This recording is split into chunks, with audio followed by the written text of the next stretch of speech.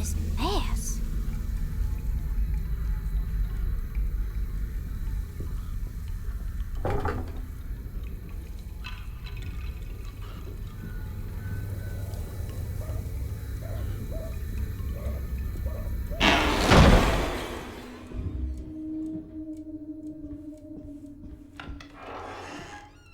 Huh?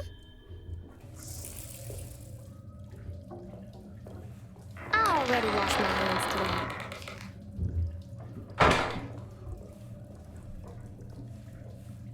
Cassandra should be more careful with her medicine.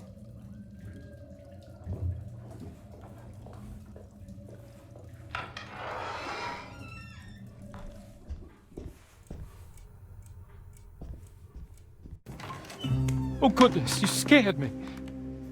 What are you up to, Jeremy? I have to tell someone what is going on here. I have to try.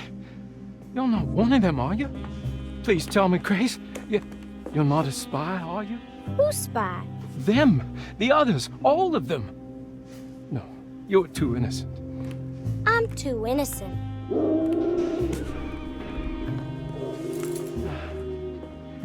I need to get this letter to my niece. She would understand. Just give it to the clerk, Mr. Waits, and he'll post it. No, he could be in on it. What if he won't post my letter? Then don't make it look like it's one of yours. Here, let me do it.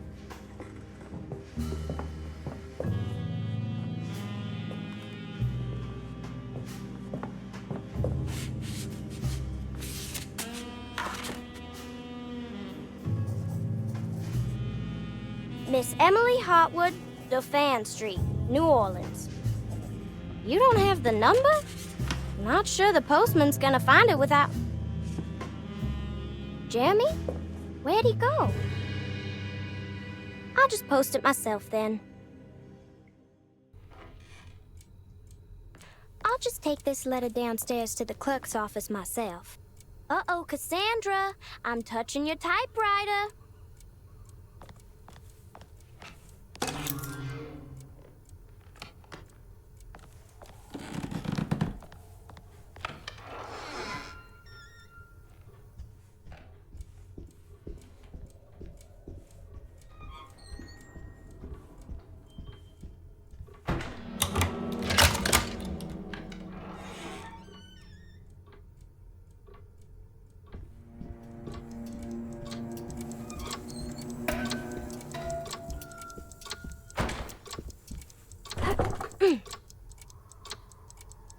They're so creepy.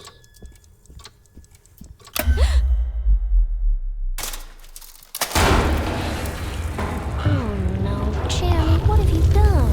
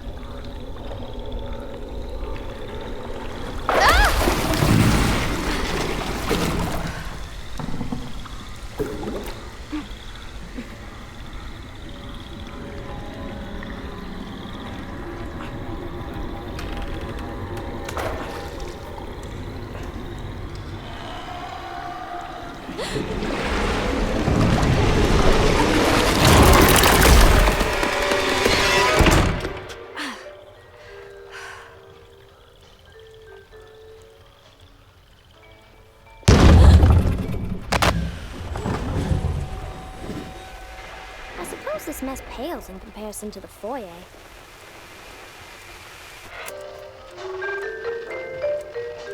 Oh, a little night music. Mr. Waits, hello?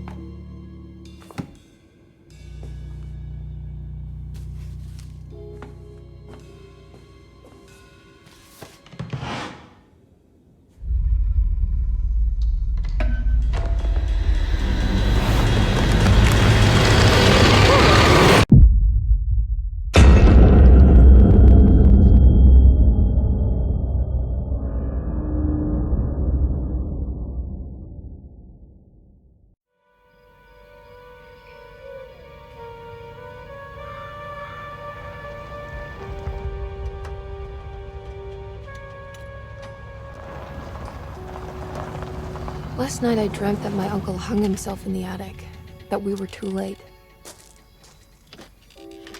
The house looked different, but it was still called Derceto. Definitely a weird place. Feels like I've been here before, I just can't think why.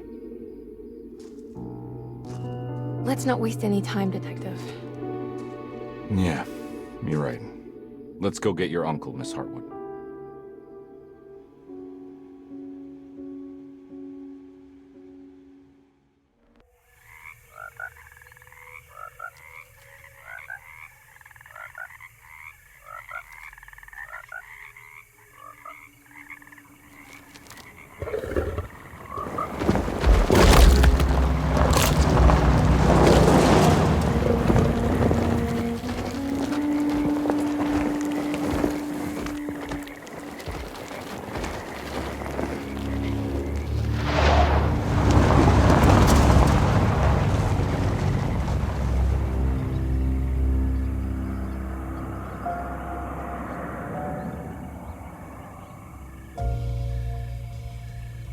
So, your uncle. What's wrong with him? He's possessed. As in the devil? Something like that. He says a dark man is following him, watching him at all times. What do you make of it? It's nonsense, of course, but I'd be lying if I said it didn't bother me. You see, it runs in my family. Possession? No, Detective. Deteriorating melancholy. Practically every member of the Hartwood family is driven mad before they grow old.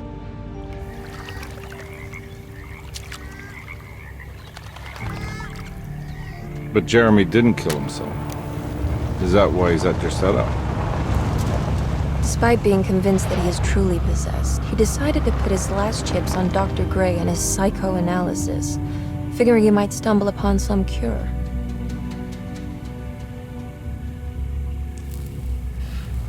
You mentioned the letter.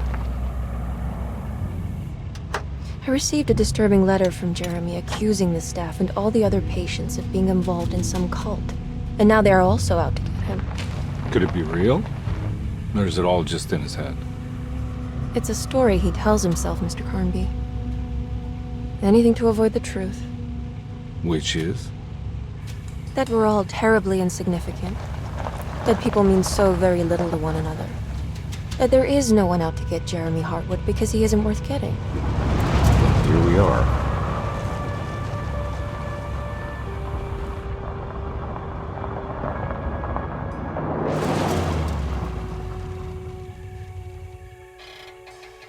My uncle's not well, Mr. Carnby. I want to make sure he's all right. Then what's my part in this? You couldn't get a cab? I just wouldn't feel safe going alone.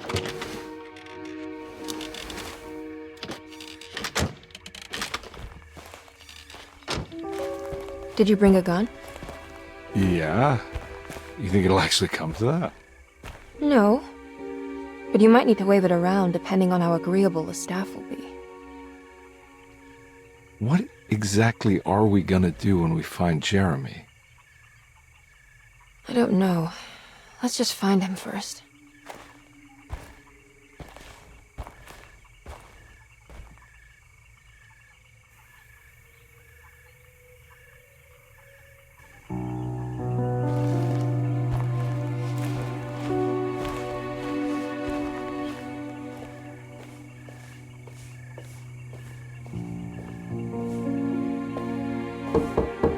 Hello? Hello? Looks abandoned. It can't be. There has to be someone around. Wait here. I'll go around back.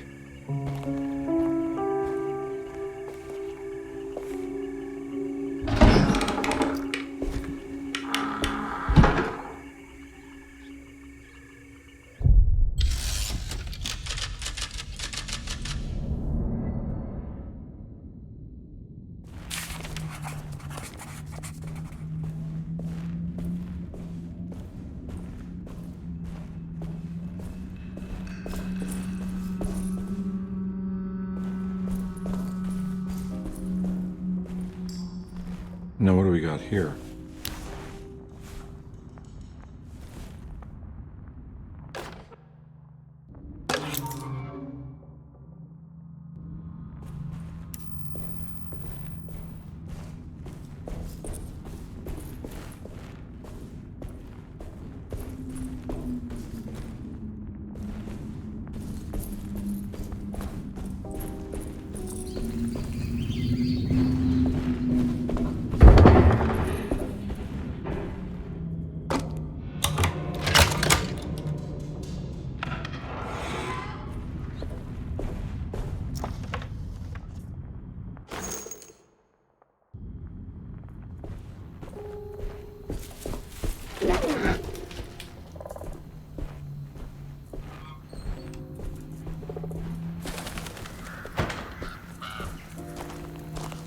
Nah, I'm not getting in there.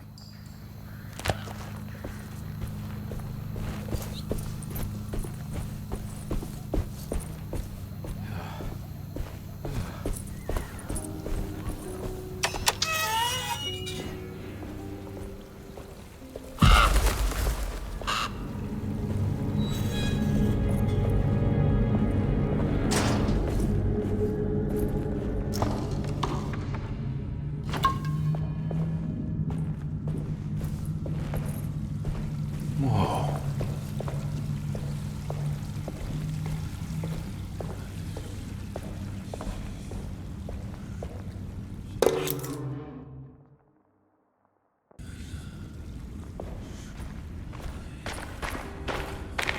Huh?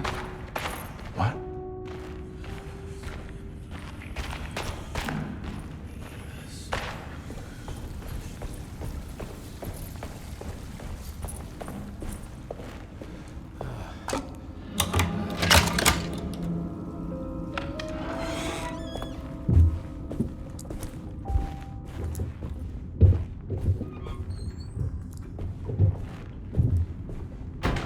Don't mind if I do.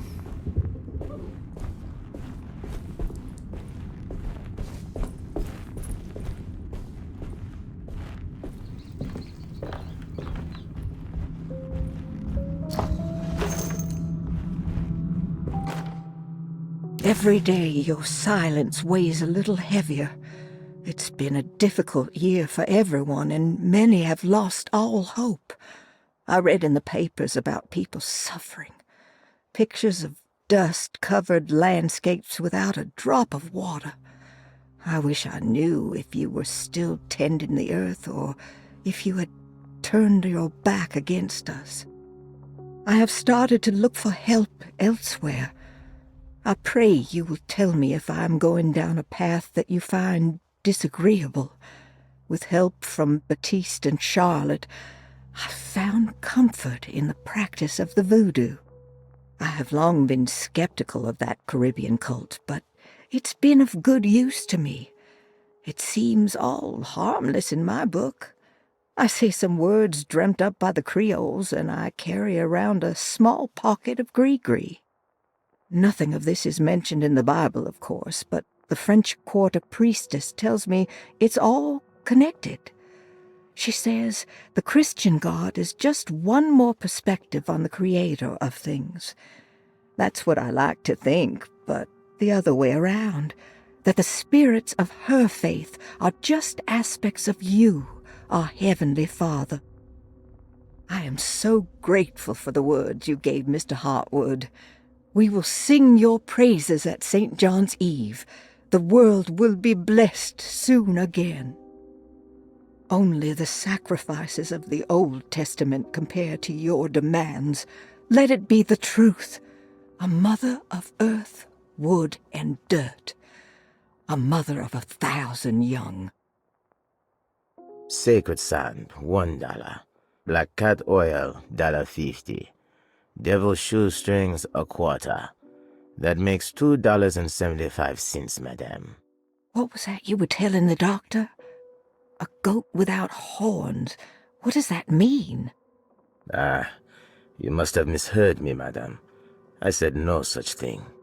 Please, I know I don't look like any of you, but I'm devout. I'm ready to do what it takes. Do not be so eager to sacrifice the few things you have left, madam. Now please, leave my store. A goat without horns.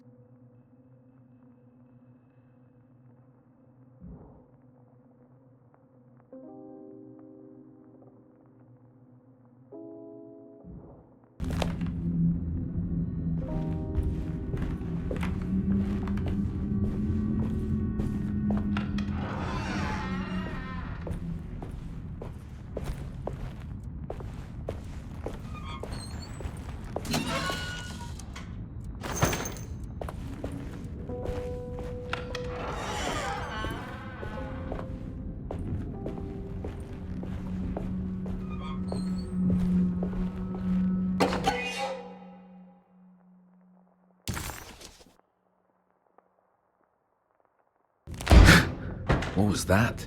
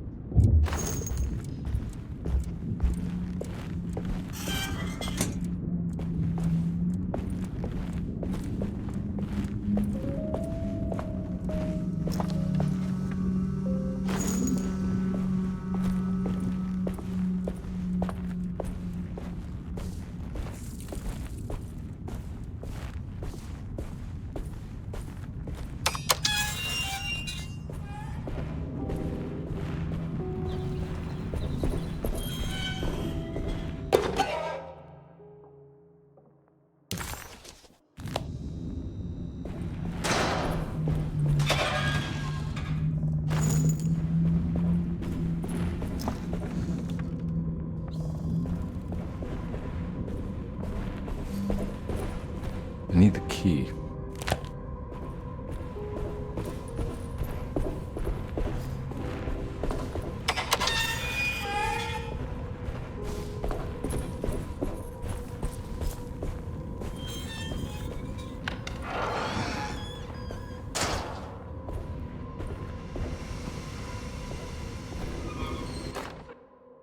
Please do not touch the boiler.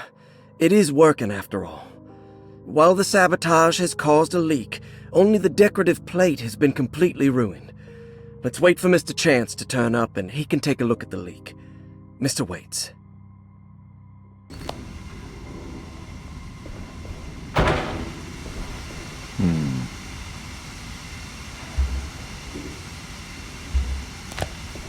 That doesn't look safe.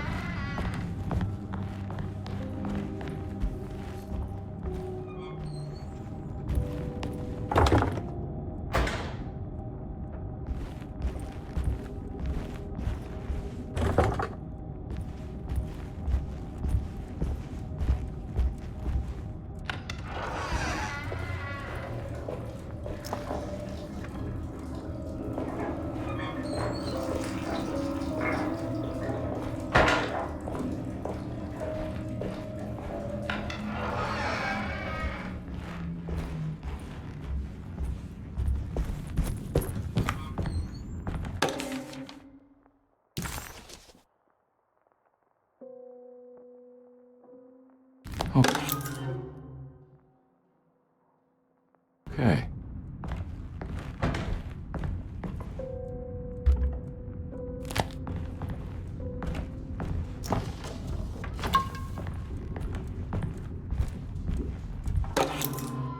Sunday, June 22nd. I spent all day looking for Jeremy. I should have cared for the others, but I'm scared that he will do something irreversible. Cassandra is upset that I didn't give her the latest shipment of pain medication that Waits brought from the post office yesterday. I would have given it to her, but the company didn't send a new key this time around, so the box is just sitting there on my desk. They must have figured we had plenty of their gimmicky keys by now. I only remember seeing one lately. Grace was playing with it inside the grand parlor. Unless it turns up by itself, it will have to wait. I have to figure out where Jeremy is. I think Jack knew something. That dog of his found a strange rot permeating the house. She's showing us, he said. Like those blots and streaks of fetid rot was talking to him.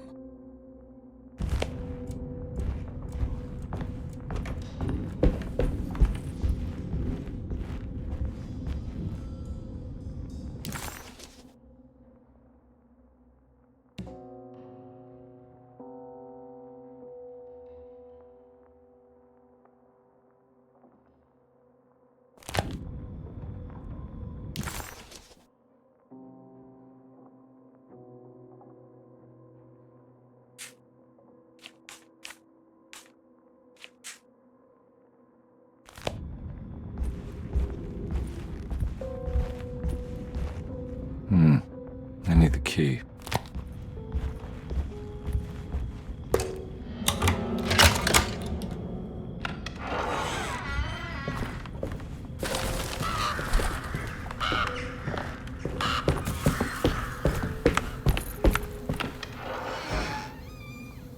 Oh.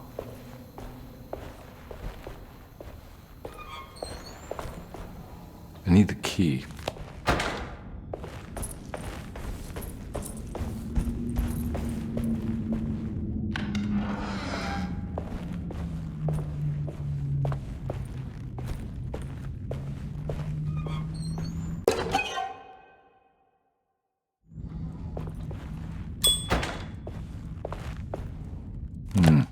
I need the key.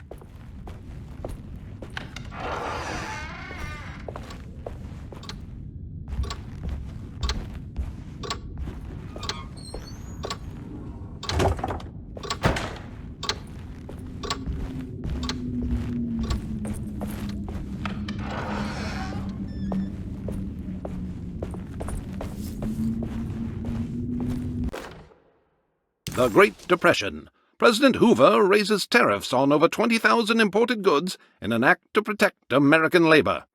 Following the collapse of the Wall Street stock market on October 24 last year, American industry has suffered greatly.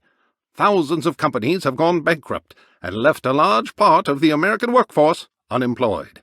In an attempt to turn the tide, the Smoot-Hawley Tariff Act has been signed by President Herbert Hoover. By regulating commerce with foreign countries, the government hopes to encourage the industries of the United States to compete with cheap foreign imports. Superstition on rise. New Orleans voodoo stores and spiritual mediums see increased profit during troubled times. While the market has faced hard times ever since Black Thursday of last year, voodoo doctors and snake charmers see significant rise in number of customers. With the coming Eve of St. John on the 23rd, the police expect increased cult activity around Bayou St. John, the southern shore of Lake Pontchartrain. Voodoo rituals in that area on the Eve of St. John have a long tradition reaching back to the first snake worshippers brought as slaves from West Africa. During the 19th century, its practice was popularized by the legendary Marie Laveau, and has since been embraced by many of the Creoles and the surviving aristocracy of the French Quarter. Author seeks asylum. Rumors regarding author Cassandra Beauregard making Derceto her home verified.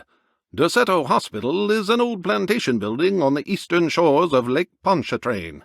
While often considered an asylum for the insane, residing Dr. Elmore Lee Gray prefers to think of it as a convalescent home, a place where you can go to rest.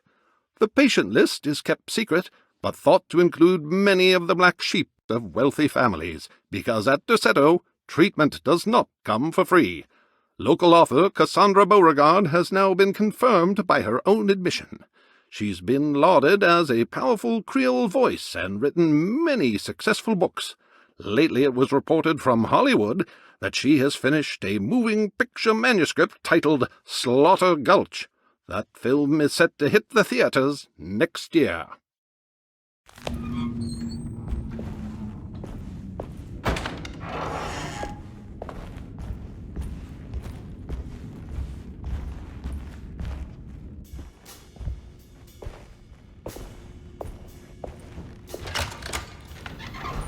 thanks. What are you doing? Who are you? Whoa, pardon me, excuse me. My name is Edward Carnby, private investigator. I hope you don't mind we let ourselves inside. I do mind. This is private property. You can't just barge in here. I'm sorry about all this, but I'm looking for my uncle. It's urgent, and no one was answering the door. We can't hear you knocking anymore. None of us can. Who is your uncle, darling? Jeremy. Am I right? She has that Hartwood gloom, doesn't she? That's right. I'm Emily Hartwood. I just came to make sure my uncle is all right. Well, he is unavailable right now. You will have to come back another day. Unavailable how? Is he sleeping? We can wait. He's lost. Don't I know you from somewhere? Who's your man again, Miss Hartwood? My name's Edward Carnby, private investigator. Splendid. Enough! All of you! Get back to your rooms! McCarthy, keep your eyes on the child. And you two, please leave immediately. Look, we're not here to cause any trouble. Just let us see the old man, satisfy the curiosity of my client here, and we'll be off. Jeremy has gone missing. There's no need to worry, but it might be some time before he turns up. The whole staff is looking for him. What? He ran off? I don't have time for any of this. Please, come back tomorrow. All right, in that case, we'll just wait in his room. You don't mind, do you? It's upstairs, right? Wait, you can't. Don't worry, we'll be discreet. In the corridor. It's the first door on your left. I'll tell Dr. Gray you're here. Excellent. Thank you, madam.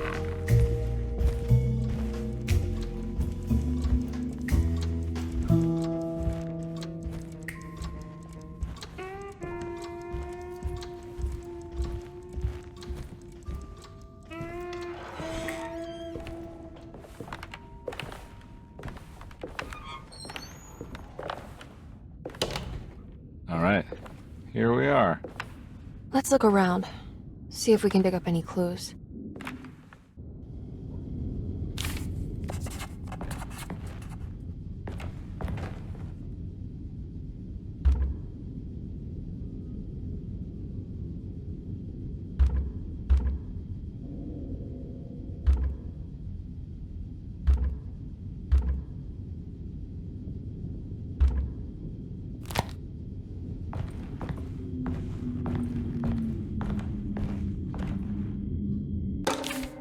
Every night the dark man stands opaque at the threshold of my room, counting the days until my spirit spills out of my tired shape.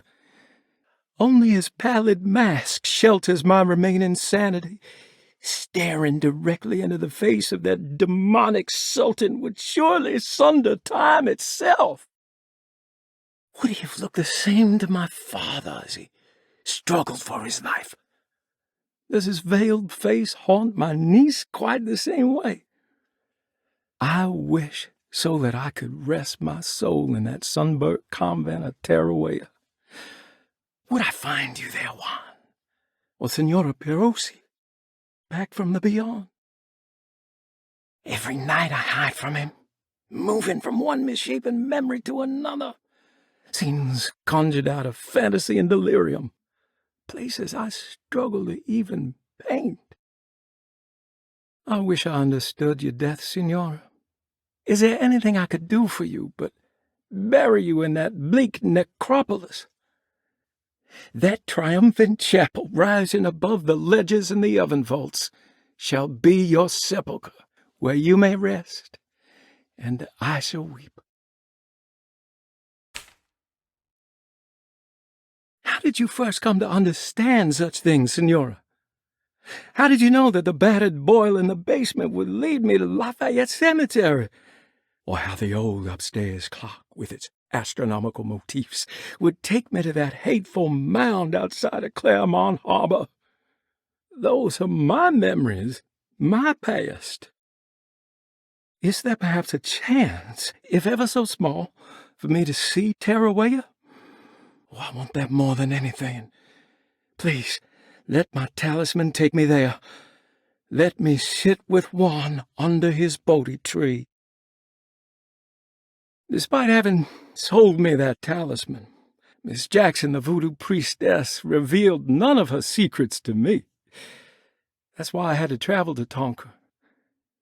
Instead, she cruelly told Baptiste, my caretaker, that he would be betrayed and killed in the most awful way, that the one he loved would pierce his thigh with a sharp spear, and that he would be devoured by his own mother. What a terrible thing to say. The people of Derceto are becoming dangerous. They do not understand what they are doing. I must do something to stop them. I tried talking to Dr. Gray, but he confuses my worries. He's caught up in treating me. How can he expect evil to be cured with medicine and conversation? The orderlies, the housekeeper, and the patients are all deranged. They will call upon evil to enter this world. All will be lost. Everything. Unless I can find the clerk, Mr. Waite. He seems to be a clear-thinking man. Maybe Beauregard. The dark man offered me a prison, and I accepted. I signed that miscarried contract and entered the dark pact. Everyone is safe, except for me.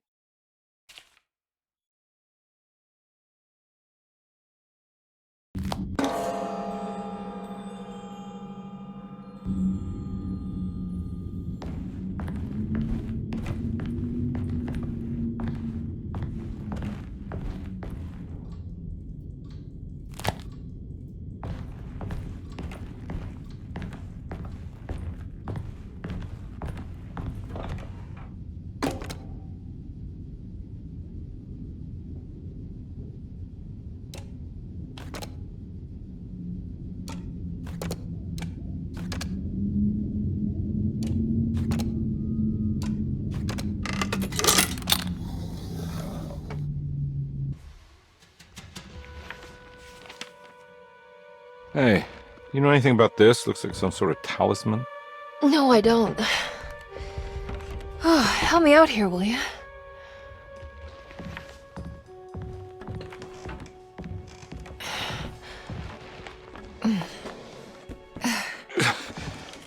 I would kill the guy to throw some of this stuff out.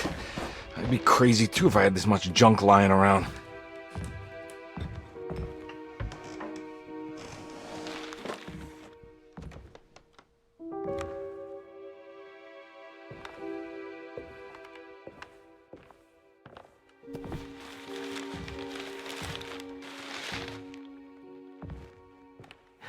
Oh, wow.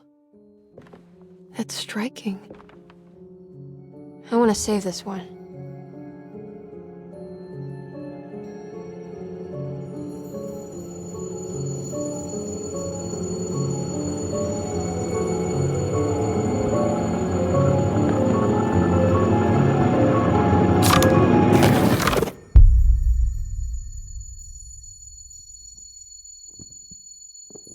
All right, come on. I want to go see Dr. Gray.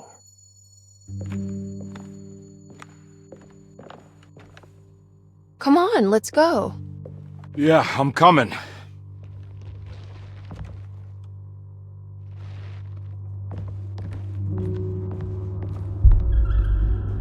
Miss Hartwood. Emily?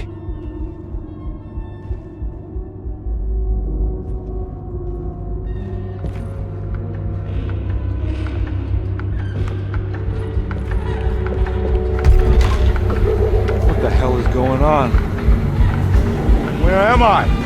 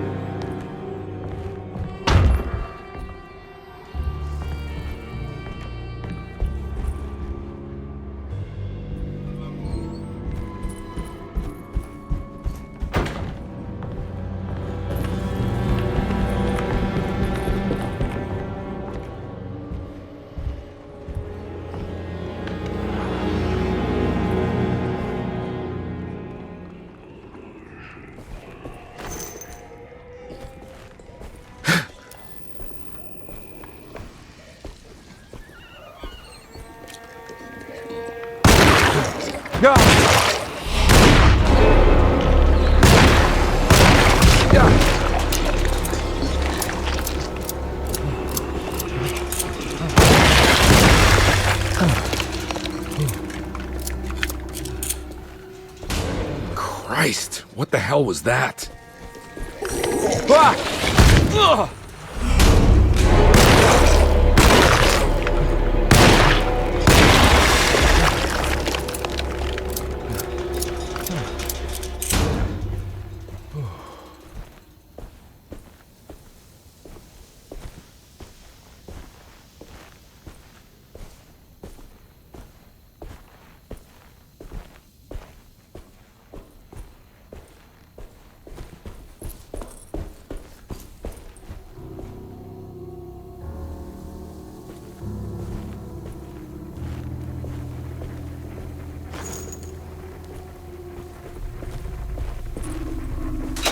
Can't go that way.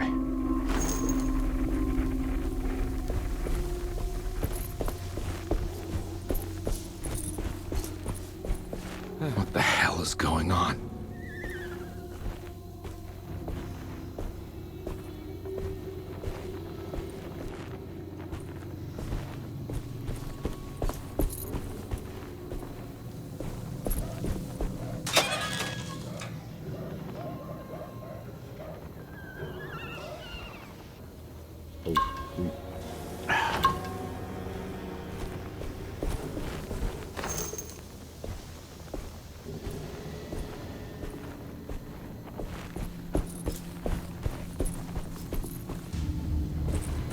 I can't go that way.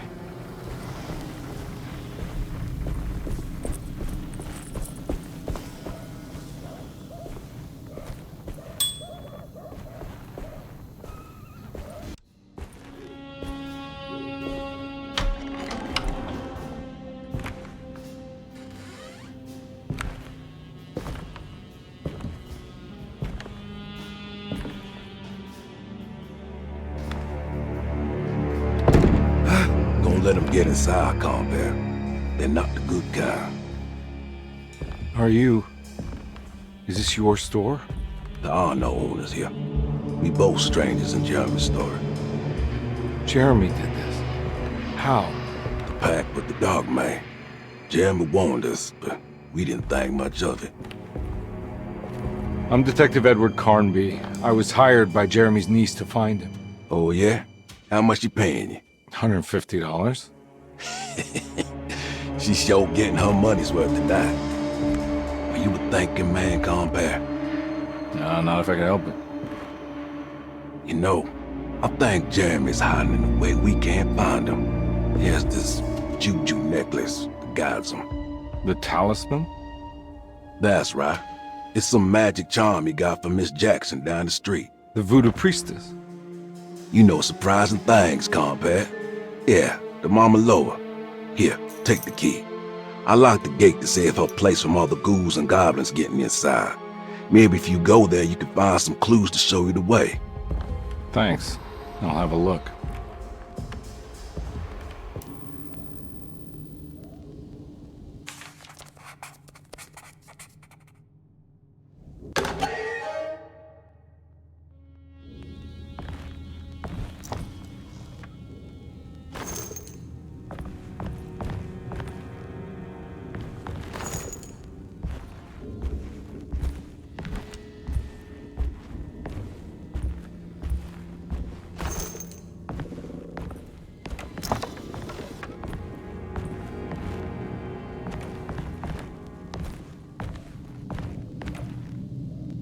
You want to come along? Nah, I'm gonna stay here for a while.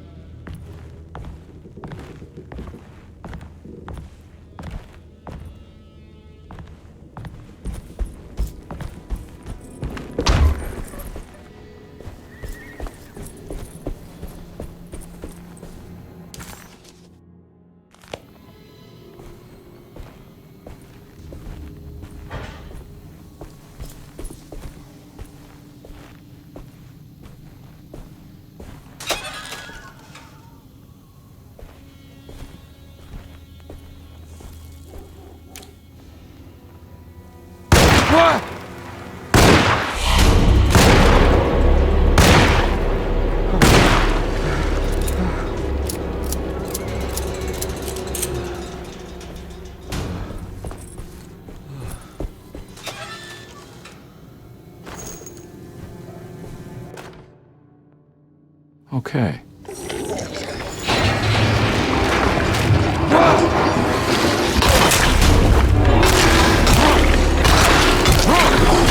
My weapon broke!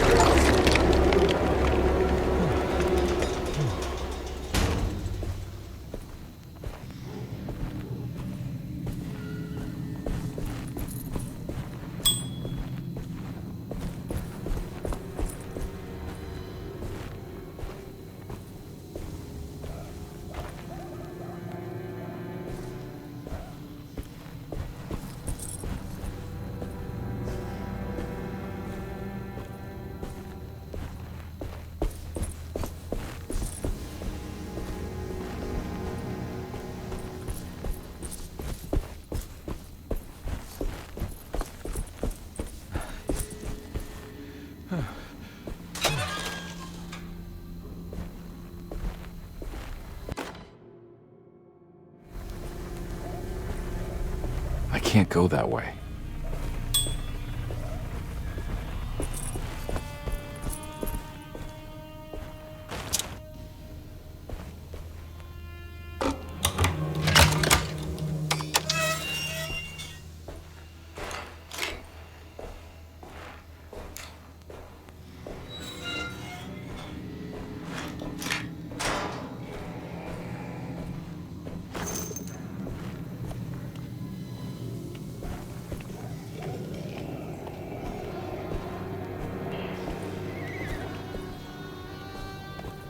Oh.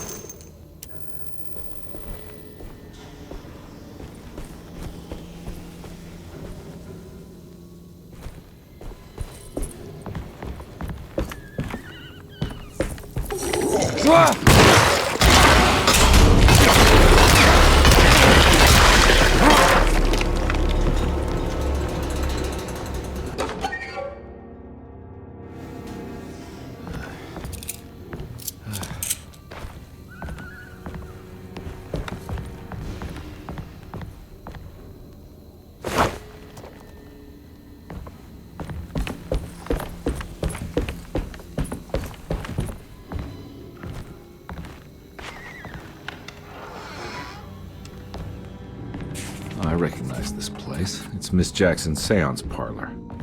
Let's see if she's got any information on Jeremy's talisman. It's the talisman, like the one in the painting.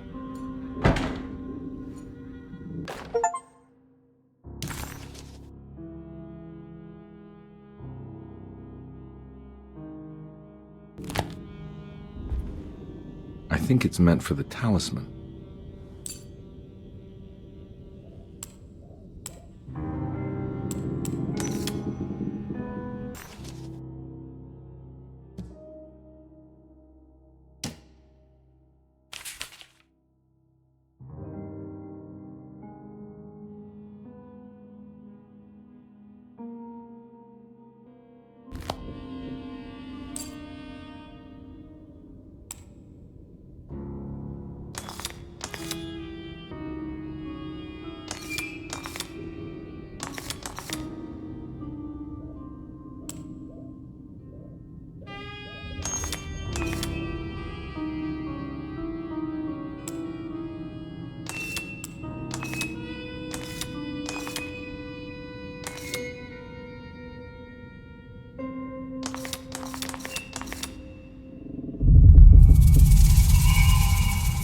It's showing something.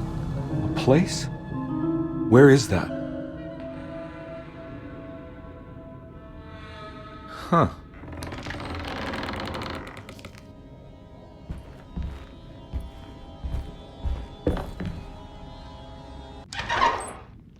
Detective, I was wondering when you were going to show up. Mrs. Thompson told me you were here. I understand you are working for Jeremy Hartwood's niece. Yeah, I guess so. I mean, you're not wrong. We came here for her uncle. I just didn't expect... I didn't expect this. You are Dr. Gray, right? That's right. You don't happen to have some identification, Detective. I'm not keen on having strangers prying into my business. Oh, Detective Edward Carnby, Decatur Street, New Orleans. Enjoying the Vieux Carré, Detective? Those old French quarters, the voodoo people, the gangsters. I'm sure you live an exciting life. Well, it's not quite like the stories, Doc. Just trying to make a living. Aren't we all making a living? Well, welcome to Derceto, Detective. I hope your time here will be useful. Now, what can I do for you? But why don't you tell me where I can find Jeremy Hartwood? Why wouldn't that make for a short visit? I wish I could tell you, but I'm afraid I don't know. A drink, Detective? Anything brandy. Oh, you do belong in the French quarters, Detective. Armagnac or cognac? You know, just give me the cheap stuff. I'm not much of a connoisseur. Having low standards is not a virtue, Detective. Let me see if I can broaden your perspective. What can you tell me about Jeremy? I wouldn't want to go into details about his condition. Doctor-patient confidentiality. I'm sure you understand. Sure, but he is crazy, and he's gone missing. Why? Here, try this. Ooh, it's good. Got a bite? It's called a sidecar. The trick is not to be afraid of the tartness of the lemon. Then, for goodness sake, don't overdo the triple sec. Okay, what can you tell me about Jeremy? Well, let me think. He is an anxious man, constantly worried about events not presenting themselves according to his model of predestination. He complains about things not being carried out in the right order, and that some things simply shouldn't be. Is any of this helpful to you? Not really. I was hoping for some direction where to look next. I'm sorry. I have nothing for you then. You should talk to my orderlies. They have been looking for him for a while now. I'm sure they would appreciate your help. Yeah, I ran into Batiste earlier. Come to think of it, he might have given me a lead. Oh, excellent. So your investigation is already underway. I'm gonna go, but I'm sure we'll meet again. Looking forward to it. Safe returns.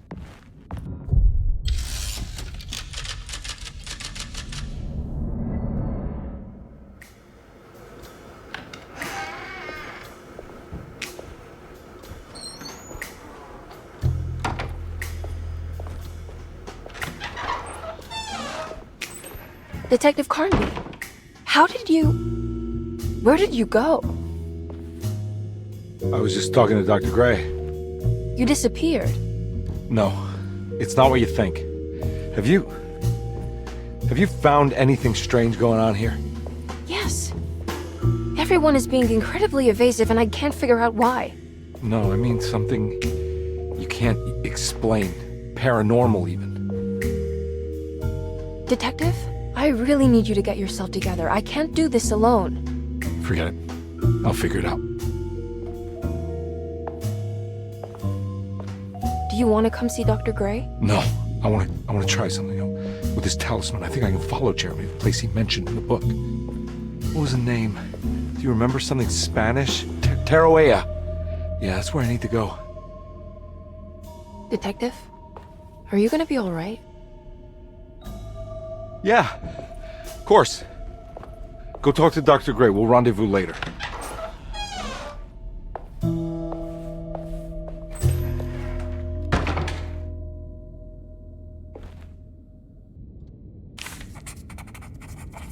This talisman brought me back from the French Quarter in the blink of an eye. If Jeremy can travel so easily, then he could be hiding anywhere, even Tarawea. If he can do it, so can I. I just need to figure out how the talisman works. Dr. Elmore Lee Gray is Derceto's chief doctor. Accounting and all administrative work is handled by me, Paul Waits. Magdalena Thompson, or Mags, is responsible for the household. Jean-Baptiste and Charlotte Tabois are responsible for keeping the guests' medical regimens in check. Finally, Jack Chance is our gardener, who can occasionally be seen in the conservatory, but is for the most part busy outside. There are currently 6 guests at Derceto. Malcolm McCarthy and Ruth Tallant reside on the first floor. Jeremy Hartwood, Elisabetta Perosi, Grace Saunders, and of course Cassandra Beauregard live on the second floor.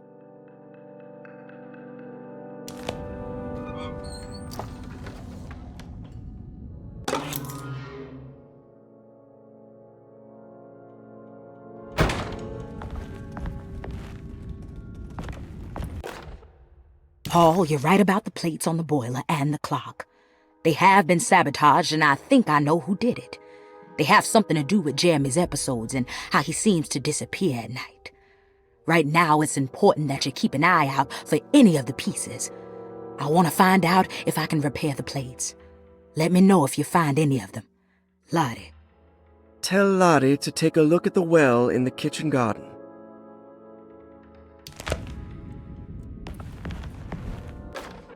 Saw your notice in the boiler room. You should know Mr. Chance won't be coming back. I got no business being in there myself, but you can take a valve from the wine cellar if you want to try to stop the steam pouring out. Be careful.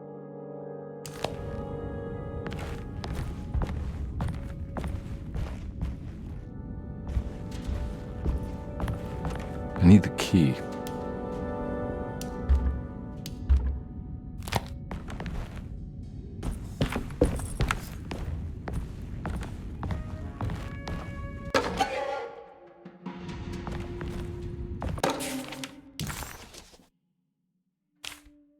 Cassandra Beauregard, the beloved author. Very exciting, isn't it? What do you want to put down for reason for admission?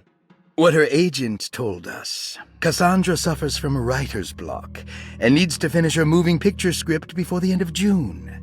Mr. Chardot suggests Cassandra's heavy use of barbiturates is holding her back and risks ruining her career. And how should we summarize her personal history? Let's keep it short. Cassandra Beauregard is a beloved crime author who managed to pull herself out of poverty and into stardom. 5 years ago, she tried killing herself by jumping off a balcony. The incident left her a cripple, and now relies heavily on her wheelchair. And for diagnostic impressions? Cassandra suffers chronic back pain following her suicide attempt. She self-administers morphine to keep herself ambulant, but has become addicted, and the desired effect is now lost. The drug abuse clouds her mind, and she is unable to focus on real life. To save herself from this insight, she instead makes up stories to fill out the gaps in her own thought process, resembling the Korsakoff syndrome. Oh, bravo, Doctor.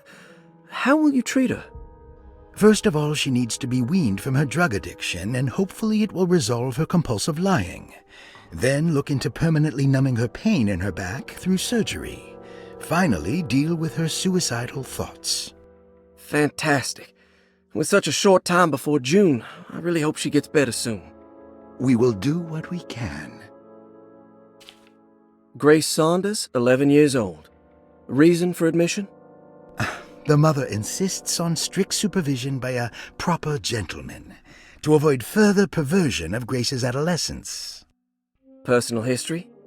Grace's family possesses modest wealth and status. Her childhood seems ordinary, spending most of her time with private teachers and family friends. Grace's father recently passed away, leaving her mother the sole caregiver. And diagnostic impressions? Grace has trouble dealing with her father's death. She is willingly suppressing her feelings on the matter and isn't properly acknowledging the trauma she suffered. Any planned treatment? Grace needs nothing out of the ordinary. She simply needs parental guidance. Eventually, we can work on her feelings toward her father. Thank you, Doctor. I'll finish the paperwork and get her installed. Malcolm McCarthy, 54 years of age. Reason for admission?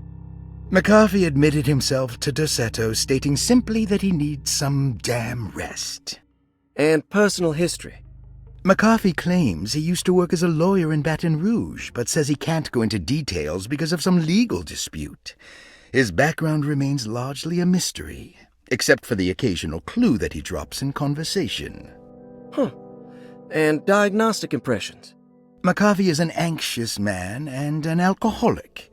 He often tells half-truths due to some deep-seated inability to trust other people. And how will you treat that? McCarthy will take some time to open up. Spending time with Jack's dog or the child should be good for him. Their harmless nature will help build his sense of trust. Thank you, Doctor. Elisabetta Perosi, 33 years old? What should I put down as reason for admission? Well, Perosi broke into Derceto and was found wandering the grand parlor. She was confused and suffered partial amnesia. She insisted she belonged here and offered to pay for her stay. Right. What do you make of her story? Perosi claims to have been a member of the Astarte artist colony some 20 years ago, a claim that seems contrafactual due to her young age. She looks to be and even thinks she is 33 years of age. That would make her a child at the time. It seems fair to say that Perosi's story is untrue, deliberately so or not. Diagnostic impressions? Do you have anything? Perosi's story is peculiar because she retracted her story about the artist colony. She no longer claims to be the same person as Elisabetta Perosi. However, my staff's research has confirmed there was a Perosi at that time who was in her early 30s. I suppose this case will take some time to investigate. How will you go about it? I wanted to contact the real Perosi, but it seems the whole colony disappeared one night. September 29th, 1915, during a hurricane. I will have to take it slow and figure out what this spell of impersonation could have been. Oh, I'm sure it will all clear up eventually. Thank you, Doctor. Ruth Talon, 29 years of age. Reason for admission? Ruth's father wishes that his daughter be removed from New Orleans nightlife for the foreseeable future. He fears that her overly free spirit is tarnishing the family's reputation.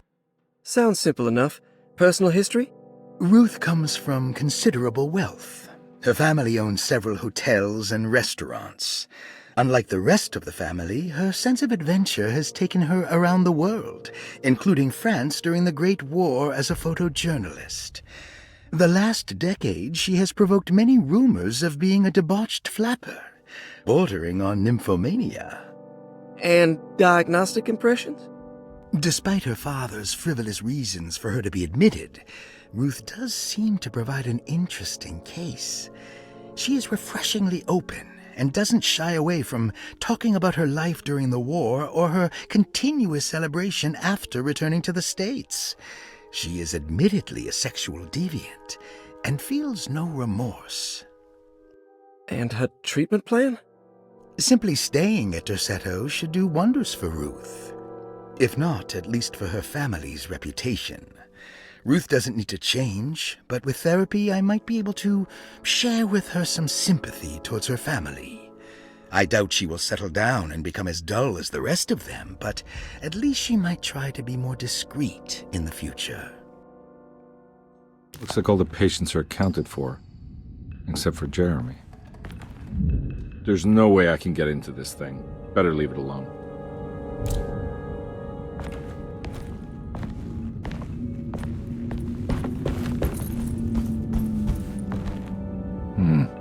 I need the key.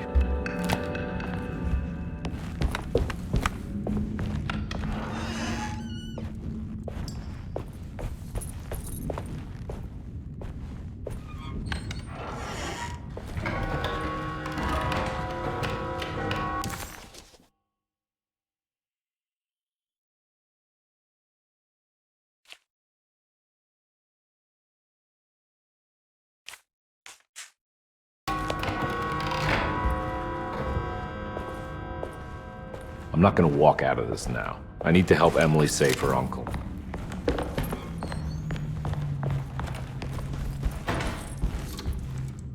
Huh.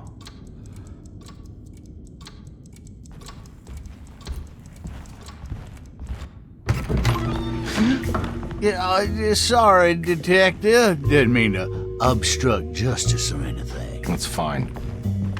You know, I'm kind of busy with my own case of a missing person. I was wondering if you've seen Grace, girl about yay high? Can't say that I have. Why are you asking? Well, I'm looking for her. Is she in trouble? No. She's just hiding somewhere. But we can't have a rascal like that running around unchecked. A time like this, you understand? Well, I haven't seen her. Well, let me know if you find her. I'll be around. I'll keep an eye out for your man, Jeremy. You scratch my back, Detective, and I'll scratch yours.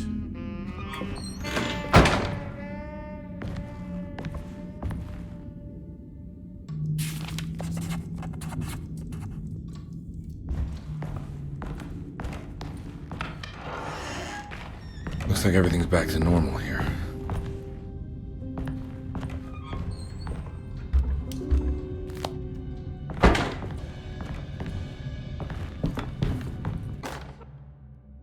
Emily's here. Emily's here.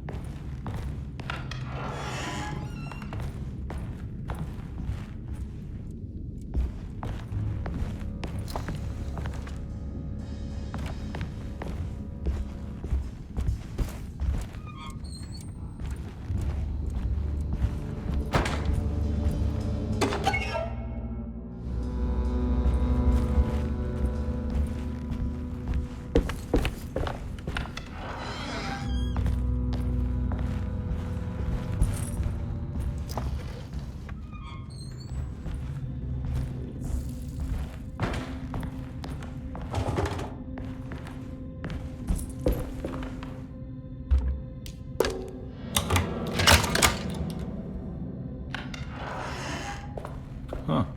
How eccentric. What are these symbols? Looks like alchemy, or star constellations.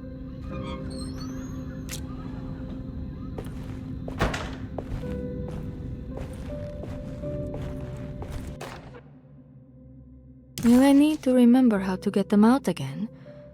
They are locked up for good reason. I am sure she is still able to whisper the answer in the ears of the wrong people. But not for long. I will see her burned soon enough. That black goat will be sacrificed to put an end to it all. Then it will all be over. No more Derceto, and sadly, no Astarte. Those good pirates of Pontchartrain. May you still sail the lake, until you find the shores of Hali.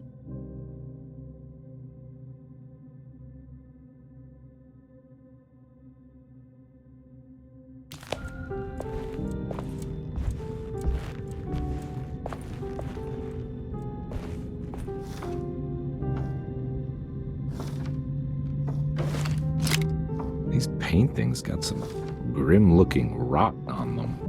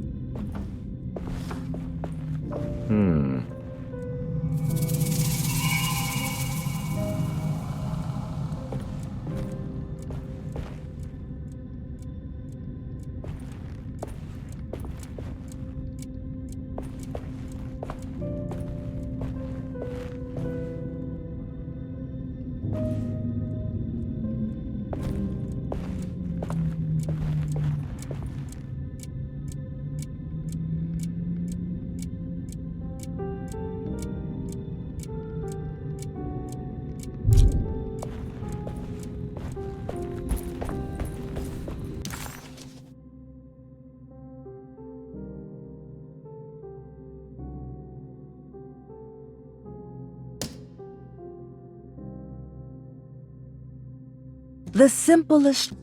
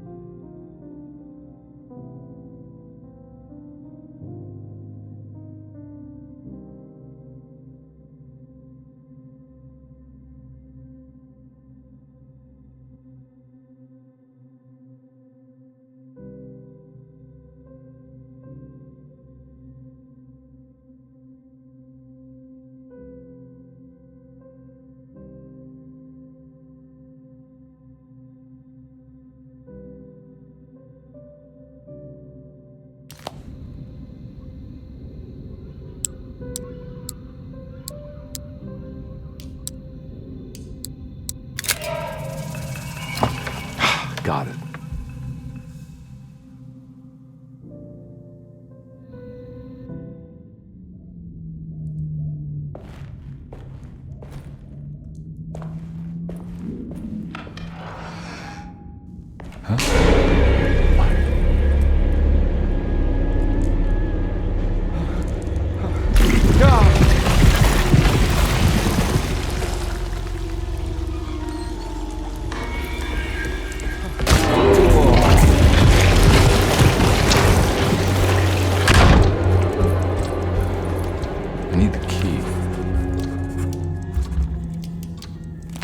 What happened?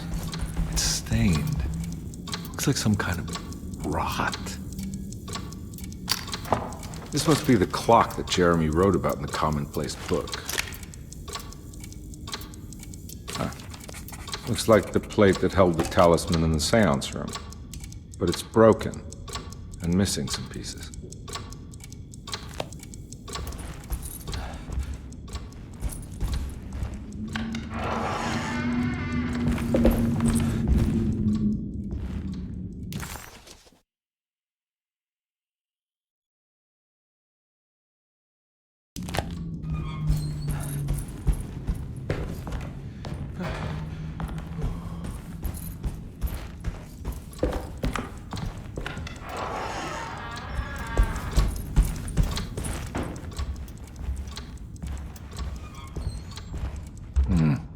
I need the key.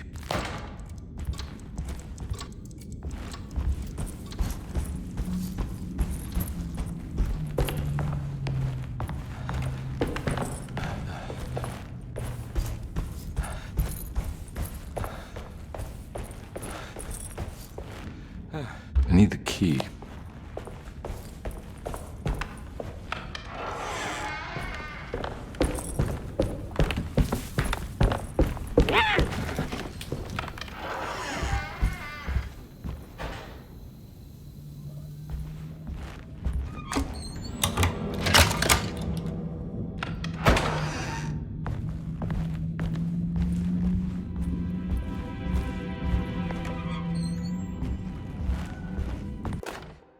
Lost Plantations of Louisiana, Thierry Briclot, 1917. Derceto was a small plantation on the eastern shore of Lake Pontchartrain. The land was considered difficult for industry and was sold for only $30 to Elijah Pickford in 1818. Pickford employed hundreds of workers from nearby New Orleans to clear the woods and build a small plantation mansion facing the lake with a striking Greek Revival temple facade. Derceto kept a modest production of barrique tobacco and indigo that persisted up till the Civil War. During the antebellum era, Derceto was the source of many rumors concerning voodoo and witchcraft. People who traveled the lake reported seeing people dance at night in front of bonfires, bleating and wailing. On June 17, 1862, Captain J.W. Norton of the Union Army recounts leading a raiding party from ships anchored in Lake Pontchartrain in order to seize control of Derceto and free the slaves working there. The captain was surprised to find the workers fighting back with unprecedented zeal. Norton's account describes these men and women as enraged with fanaticism. Pickford reportedly tried to placate the raiders, but was shot in the confusion. Captain Norton left the mansion burning and retreated to his ships with his men. Derceto was left in ruins for several decades. The ownership of the land was long disputed and returned to the Ledoux family in 1901. Several police reports were filed during the following years as the Ledoux tried to get rid of a camp of squatters on their land. The police made several visits to remove the trespassers, but the people kept returning. On November 1st, 1907, Inspector Legras of the police charged a deadly attack in order to save several children kidnapped by the squatters. Many were killed, and even more were jailed. The following year, Ledoux rebuilt Derceto, incorporating the surviving stone foundation and adding a magnificent wrought iron conservatory. The farmland had been reclaimed by the surrounding woods, so it was no longer profitable to use as a plantation. Instead, the house was turned into an artist's colony. The Astarte Artist Colony was a successful group of artists, including figures such as painter Heinrich Cassel and poet Nora Keith. The group was also known for their beloved Mardi Gras crew called the Pirates of Pontchartrain. On September 29, 1915, a tropical hurricane tore through Louisiana, causing Lake Pontchartrain to flood New Orleans. Due to the remote location of Derceto, it took almost 2 weeks for outsiders to learn that the artist's colony was abandoned. The 12 residing artists had all vanished without a trace. The empty mansion of Derceto still stands on the shore of Lake Pontchartrain, with much of its temple facade intact. The Ledoux family currently has no intention of repairing the house.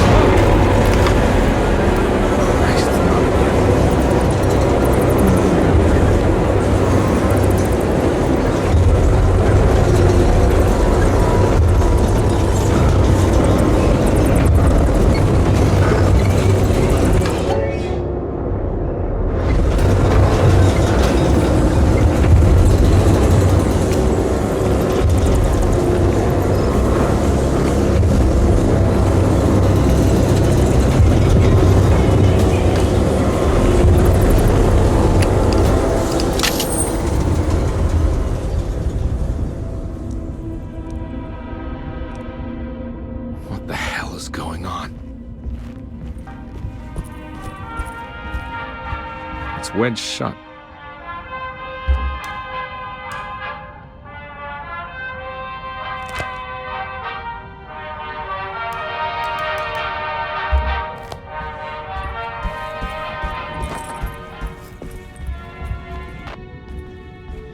Ooh.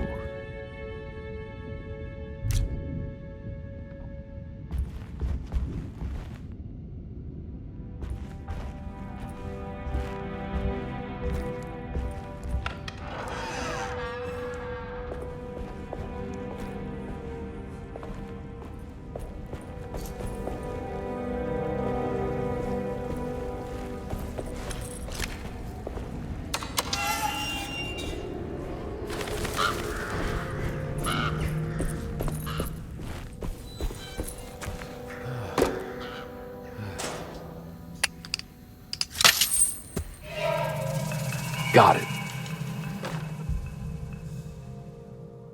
Okay.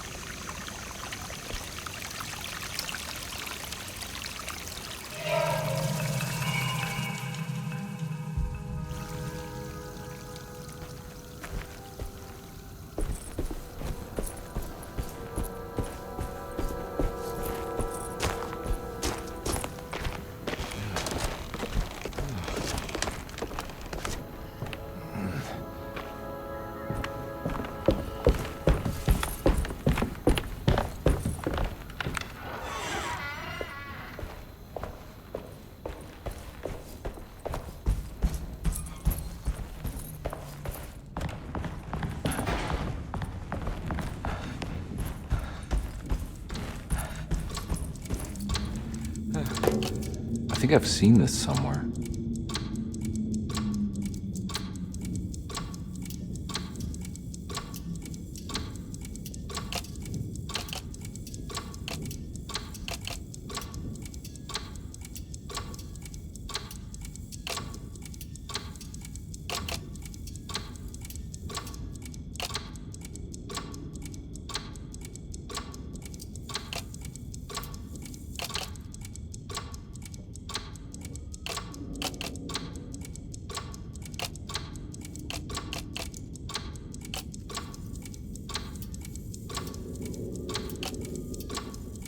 There was something in the commonplace book about this.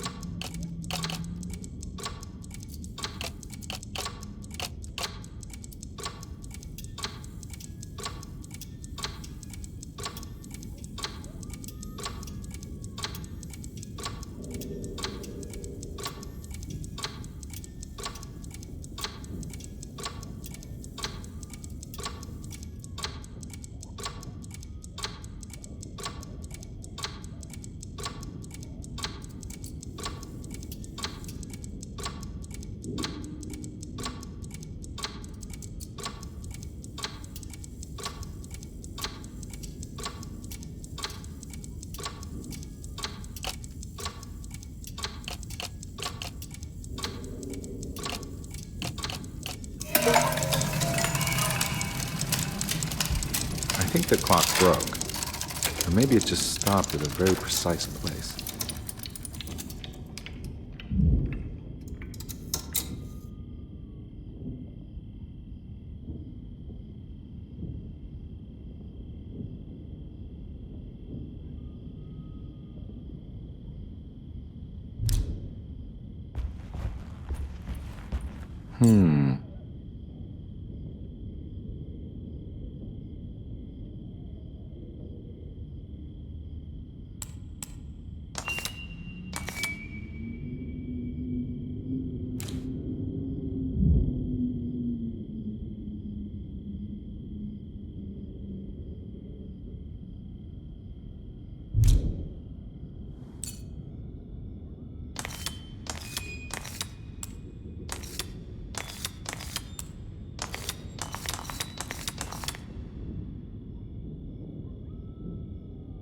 There's a picture in the black glass. It's showing me something.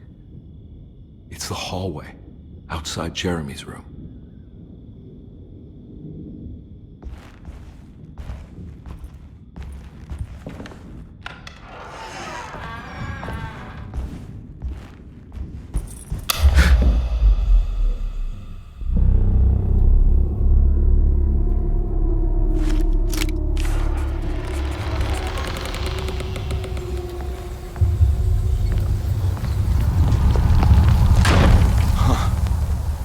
Made it. I entered another one of Jeremy's memories.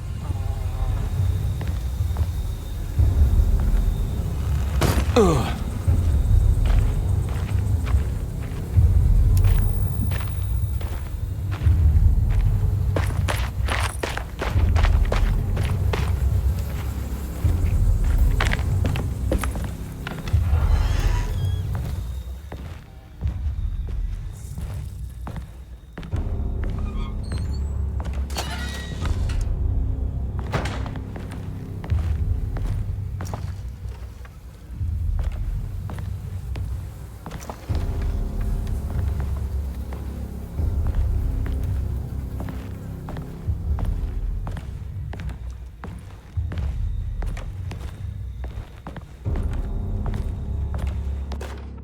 May 1923. Monday. All okay. Ready for delivery. Maintenance. Oil pump must be serviced. Any tampering causes large spills unless properly forestalled. Tuesday. Shipment delayed but delivered. Maintenance. Service bridge close to broken. Wednesday. Prospectors reluctantly agreed to show the burial mound to Mr. Hartwood, a painter, who read about our finds in the papers. He means to return tomorrow and try to find a way inside. Thursday. Mr. Hartwood's efforts delayed. The workers seemed nervous about his presence. Hartwood promised not to return to the compound. Instead, he has taken up an offer by L'Officier, the riverboat captain, who means to pilot him to the site tomorrow morning. Hopefully that's the end, and work can resume. Maintenance. Bridge from the oil tower to the bayou has collapsed. Sabotage suspected. This is the devil that guides us now. Huh. I need the key.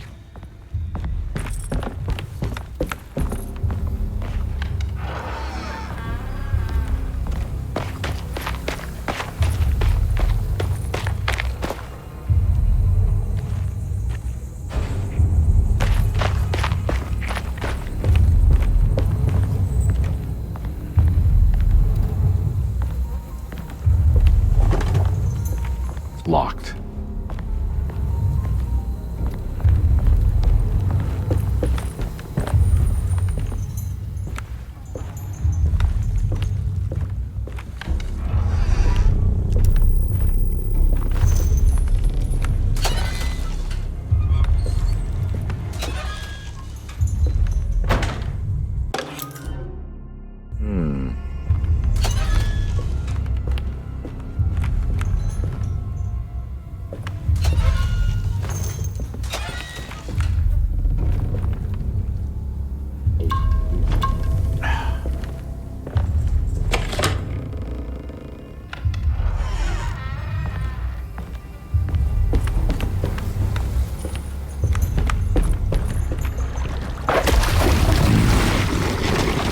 Something missing.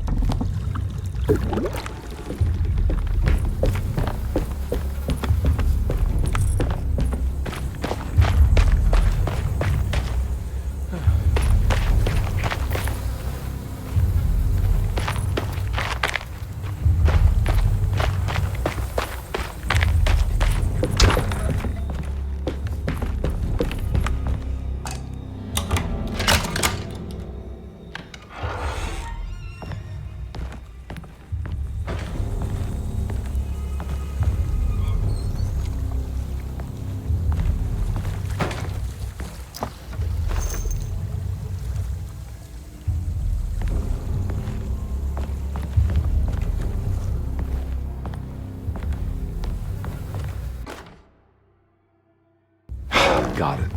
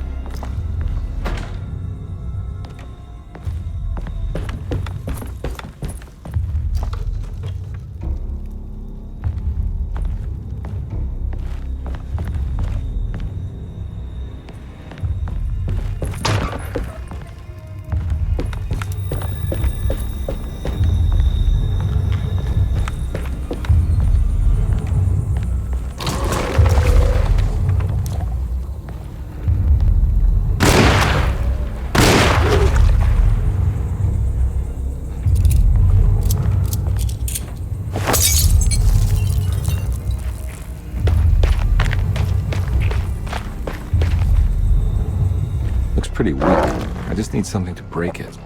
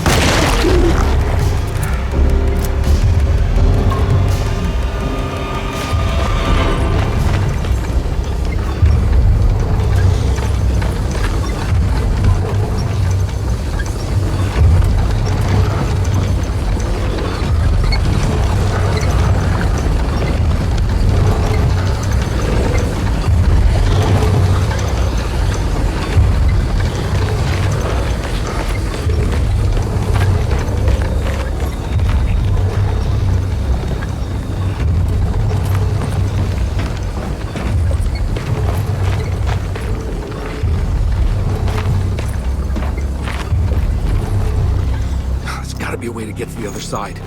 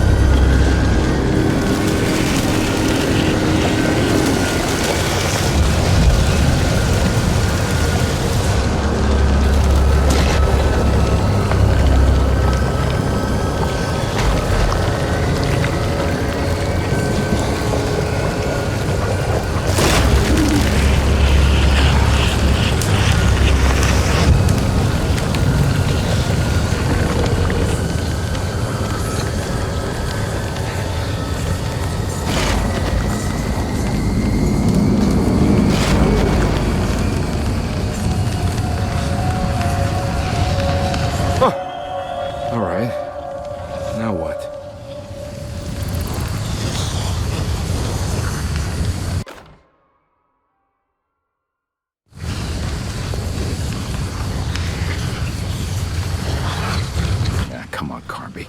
Wouldn't you rather fall to your death than...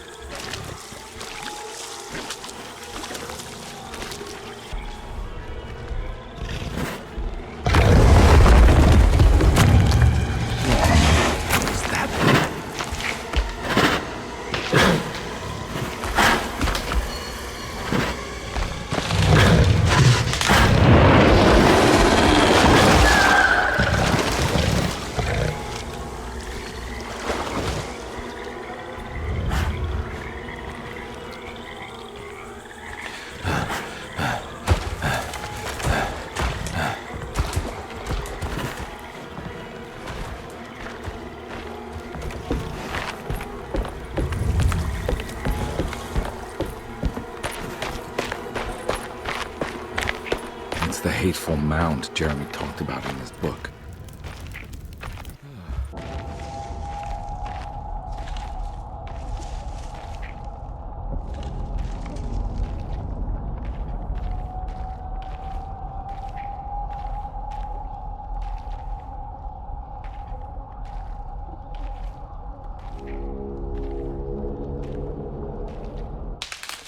Don't come any closer.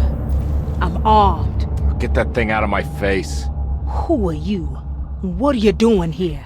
I'm just a detective trying to find something called Tarawea. You're after Jeremy too? Why? I'm working for his niece. She wants to make sure he's alright. He might be unharmed, but far from alright. He's a curse upon Derceto. Here we go again. Quiet!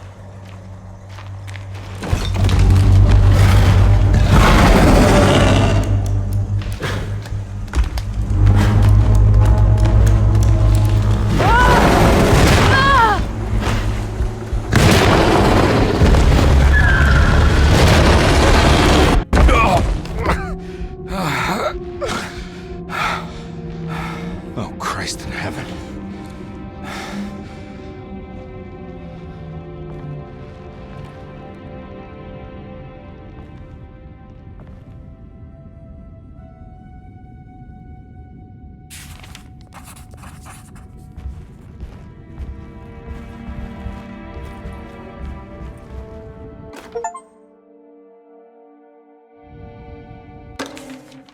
Reflections on the Power of the Verb in Certain Texts by Juan Luis Jorge.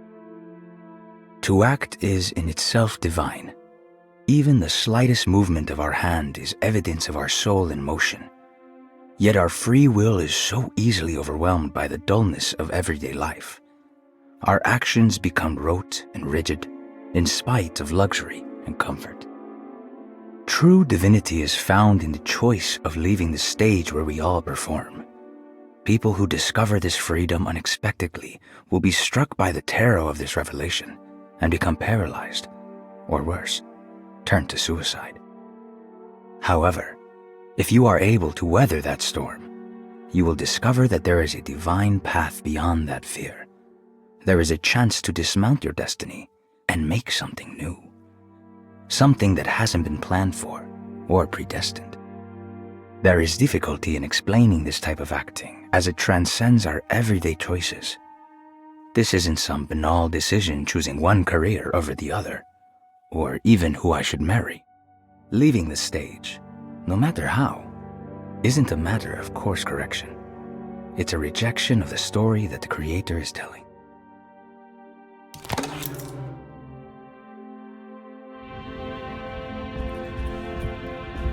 Ooh.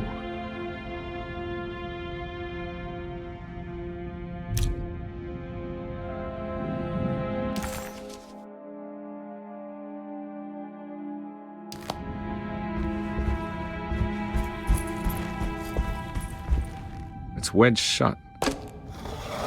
It worked.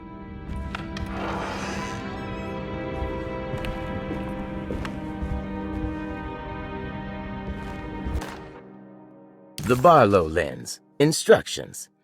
To double the magnification of your telescope, simply fit this Barlow lens to your instrument. Then operate the fine tuners to adjust the distance between your lenses. This is easily done while looking through your eyepiece. Simply search for a position where your picture is clear and appears flat. When correctly tuned, your telescope should present a clear picture with magnificent magnification.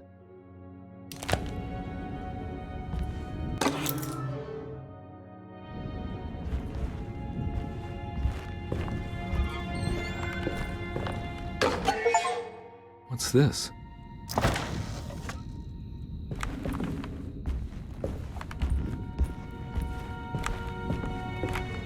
I don't think I have everything I need.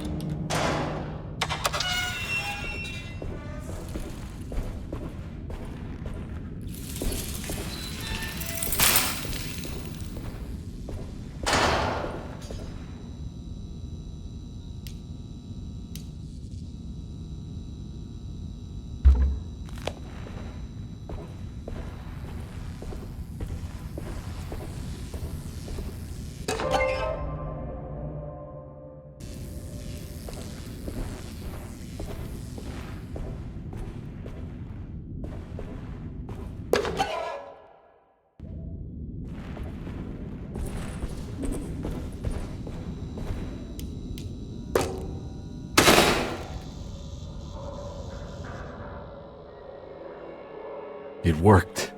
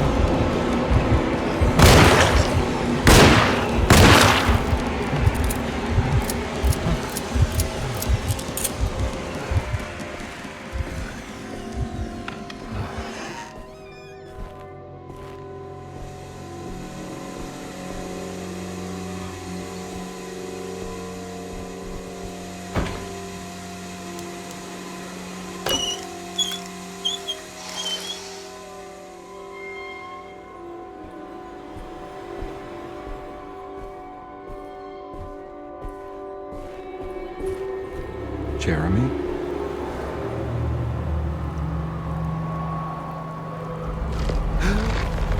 What the hell is going on here?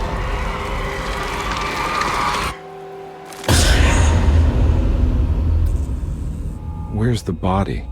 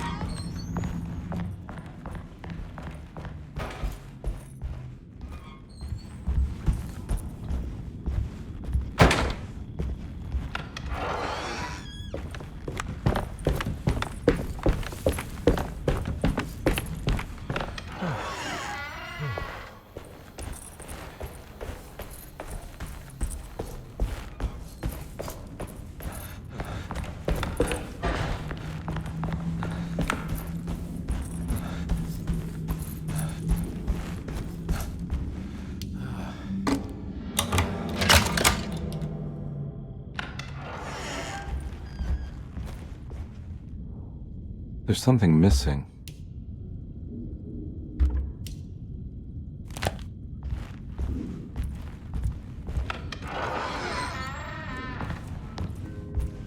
This must be that kid's room.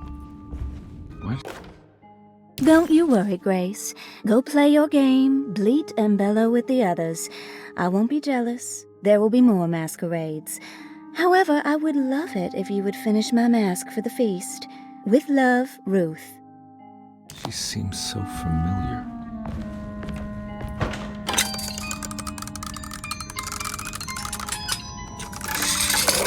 Huh.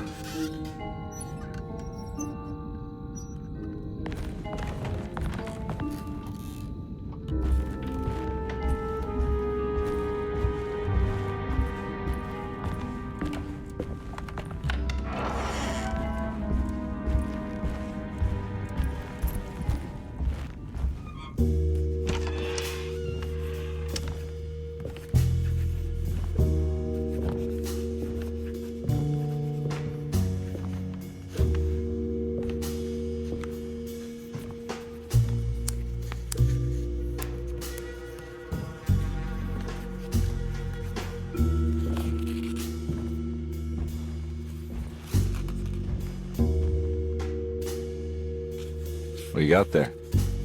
You drawing something? Nothing special. I'm just bored. Do I know you from somewhere? I remember you, Mr. Carnby. From where? Don't touch that. Cassandra wouldn't like it. She wouldn't like it at all. Do you know where she is? I'd rather not talk about it. It makes me upset. Besides, she'll be back after the Feast of St. John. You think? Yup. It's all on the page, Mr. Carnby. And many of them that sleep in the dust of the earth shall awake, some to everlasting life, and some to shame and everlasting contempt. All right. I'm gonna go now, if that's okay. I don't like to stay too long in the same place. Mr. McCoffey might find me. Hey. Is he mean to you? Not everyone needs to be saved, Mr. Carnby. You should know that by now.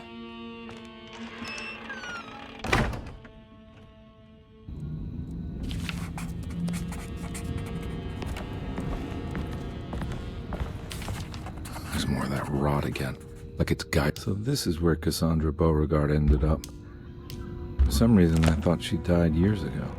If I find the full set of bottles, then maybe I can make something out of the stains of rot. It's another one of those strange padlocks.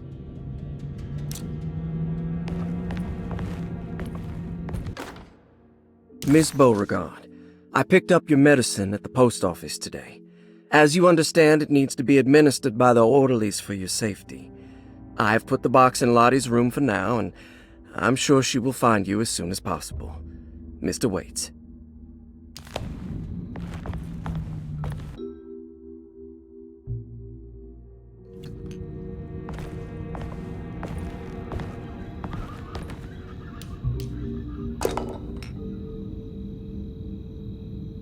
I don't think I have everything I need.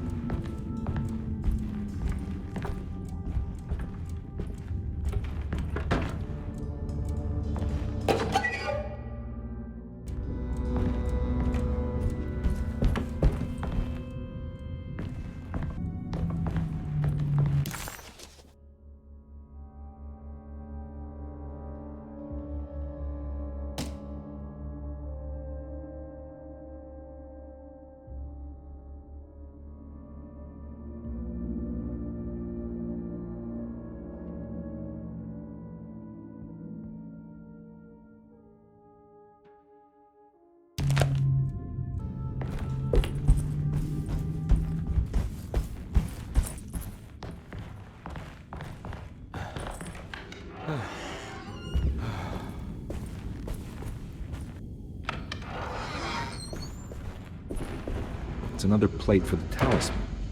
Like the other one, it's broken and missing some pieces.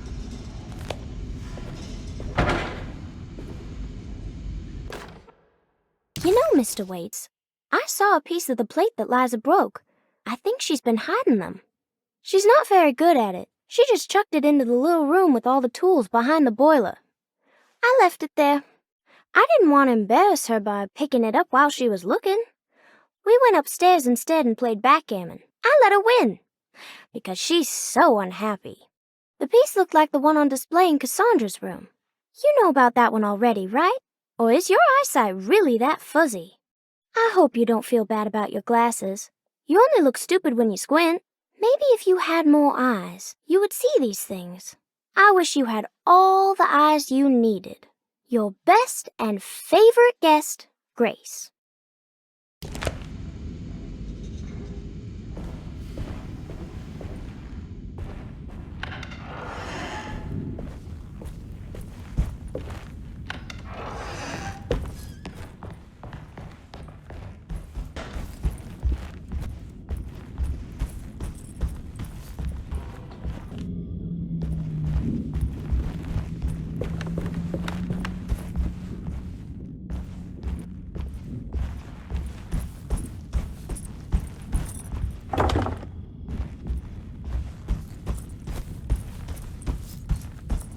It's wedged shut.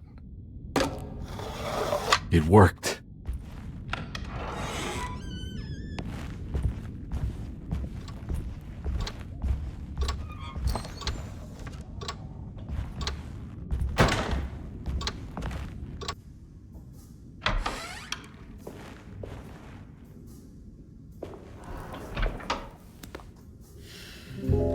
Detective Carnby, how good of you to come. Let me pour you a drink. What happened here? This place looks like it was hit by a bomb. Welcome to the madhouse, Detective. Thanks. Did the ceiling just collapse? I heard it was something in the attic, something that was supposed to happen but didn't. How that could have such consequences is beyond me. The truth is, I don't know why the room looks like this. But I bet your friend Jeremy does. You know where I could find him? Oh, somewhere in his past, I suppose. He keeps going on about that mysterious dark man. I think he is hiding from him. Or maybe he's with him. I can't really keep up. I don't worry much. Take a look around this room. You may think it looks spectacularly devastated, but I just think it's finally found its stride. It fits perfectly with the state of this place and its loonies. The same goes for the nonsense with Jeremy. In my eyes, we've finally managed to match the wild ride inside all of us. Well, I'm happy you find the evening so harmonious. I hope you don't mind me setting things right. Jeremy's business, that is. This room looks beyond my capabilities. Good luck, Detective. Hope to see you again soon. Yeah. Evening, miss.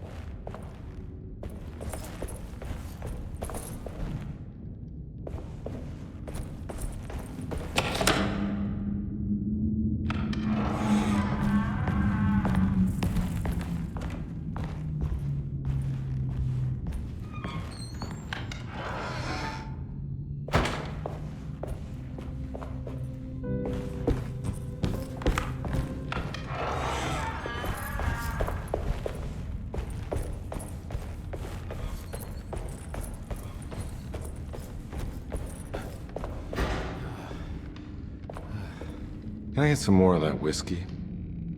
Go ahead, Detective. I don't think I can stomach any more anyway.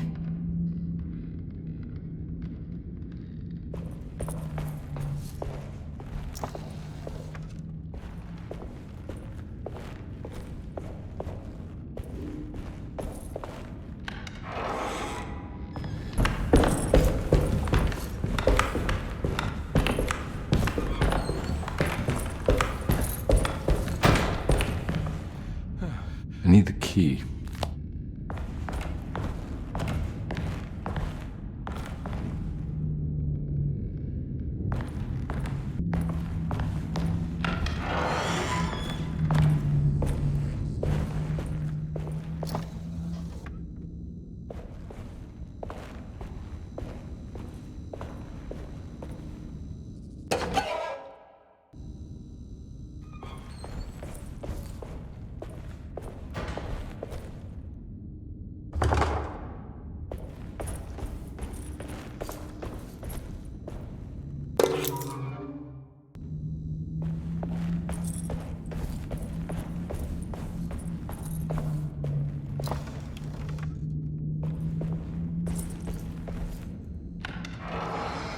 Ugh. There's more of that aggressive rot. On the commonplace of evil, there lies virtue and stark irreverence, careless thoughts of luminous indifference. But blame not the beast we once were, which science so often wished to refer. Not the wicked full of sin, it is you who stand and grin. All our good intentions aside, whereupon we build our pride. Sunless solitude, follow not this corrupting light. Prophets of confidence, always crashes out of sight. Hear me, for we all bear this mark. Thus we must remain alone in the dark.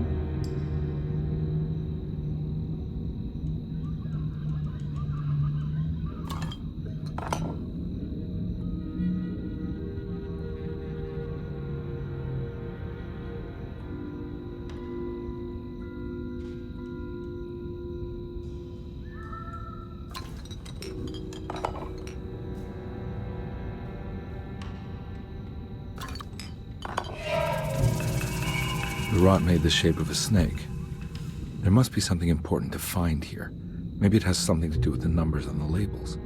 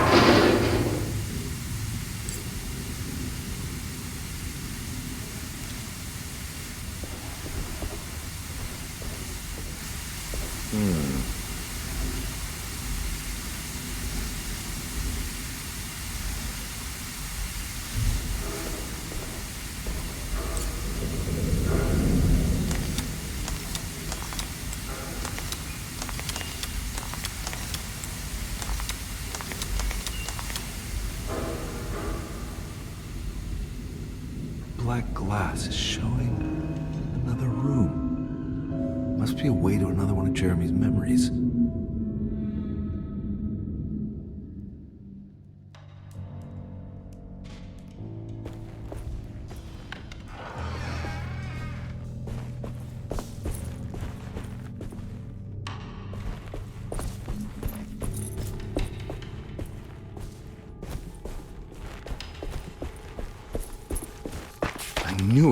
I knew it would work.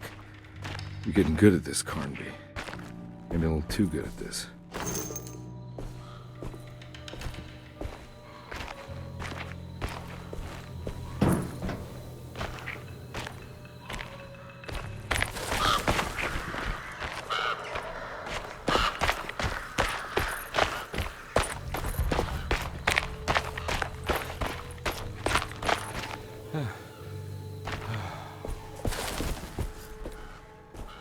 Hartwood's family crypt.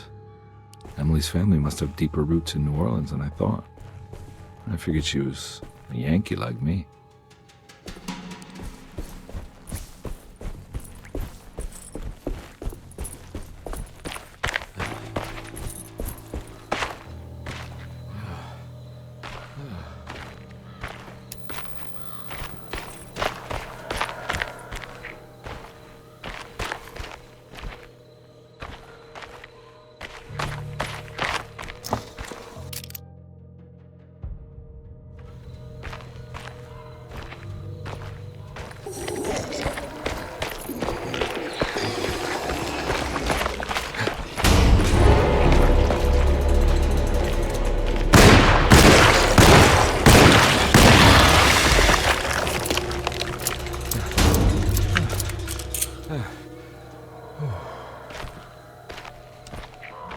Now what do we got here? There's something missing.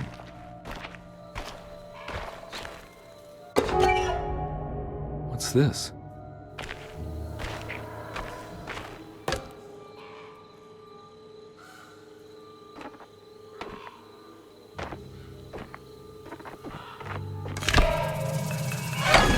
Got it.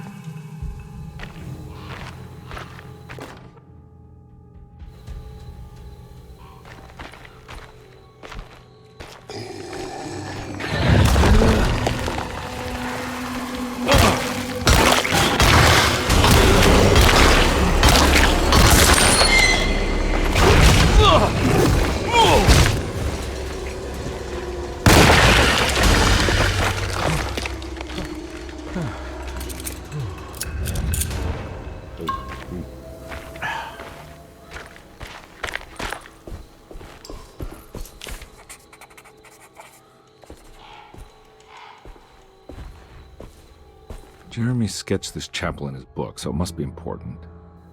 Looks like I'll need more medallions to open it, though. I don't think I have everything I need.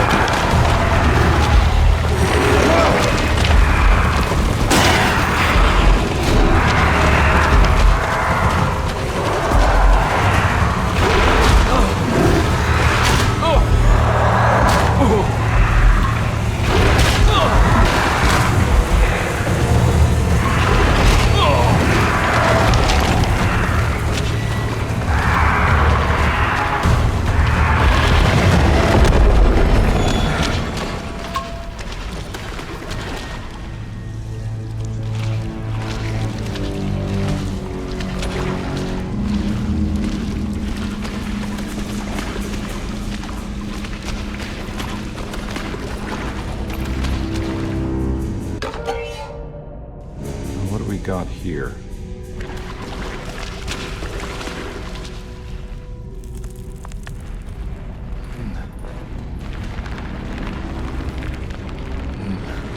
Huh.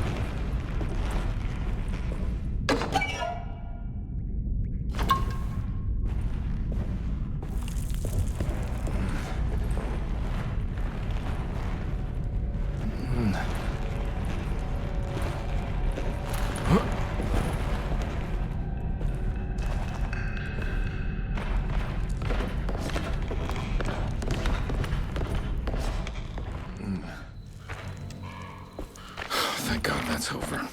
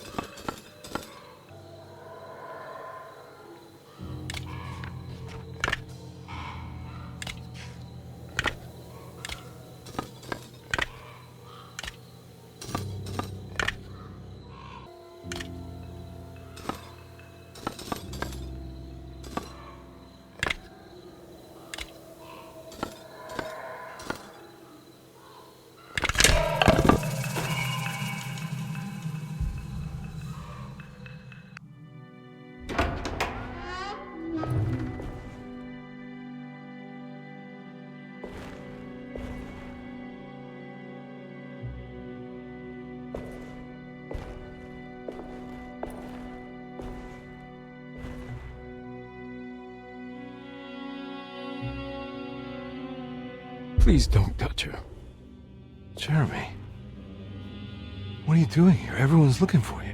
I know, it's all a big mess. No one understands. I'm just trying to keep evil at bay. Just for a little while longer. You've got to come back with me. Your niece is waiting at Derceto. Emily? Why would you...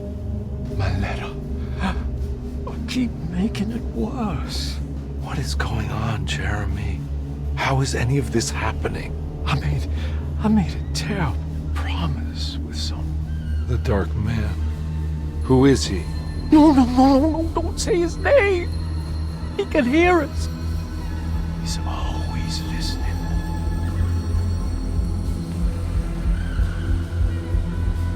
Jeremy, I need to understand what is going on. I promised him everything. When the sun rises, I will be chained in his sunken desert temple for an eternity. But at least the evil about to awaken in Derceto won't harm anyone outside of that cursed place. You're acting crazy, Jeremy.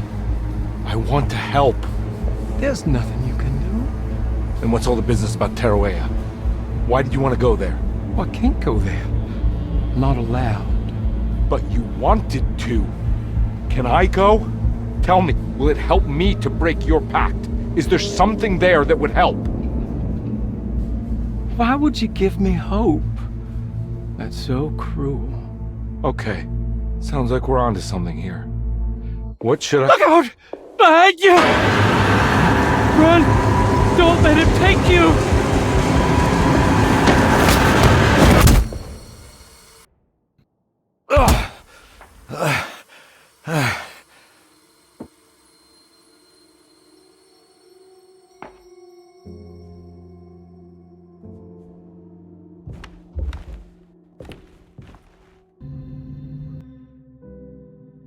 I've seen so many strange occurrences lately. Memories explode into existence and then burn out like tired glass bulb filaments. Dreamscapes crash down from the stars and sink into the sea. Doors that lead to nowhere and absolutely everywhere at once.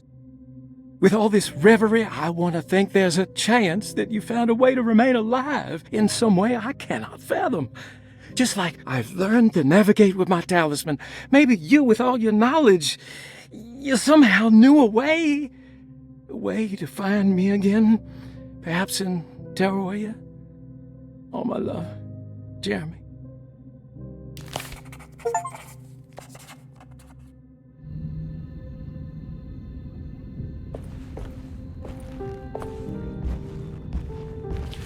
She's dead. No matter how she died, she looks peaceful now.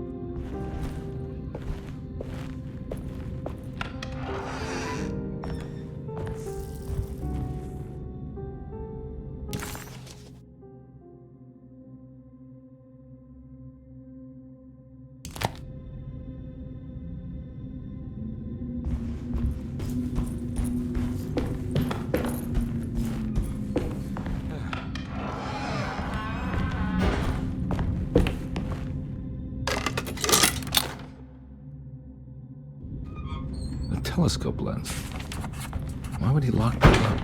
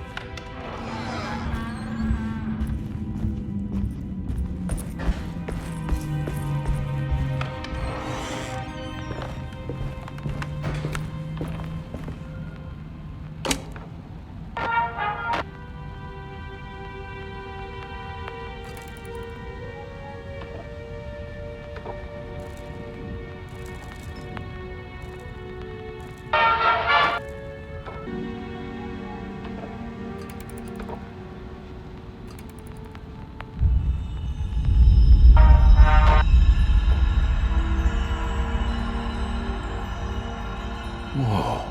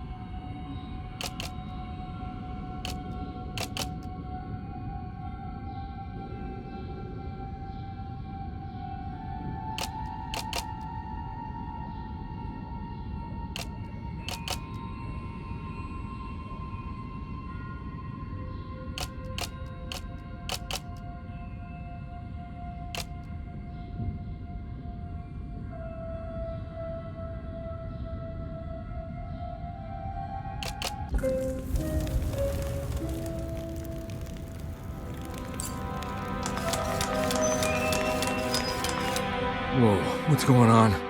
It's dialing in something all on its own and it's showing the way to another memory? Where is that?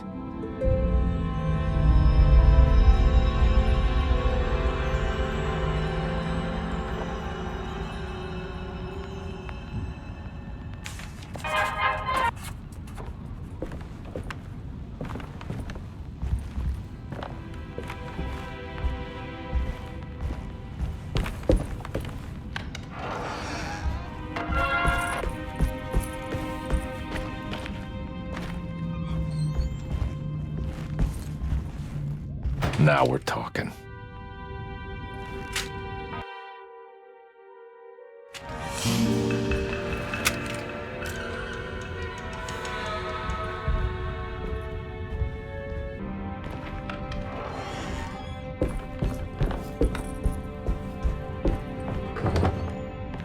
Huh? What?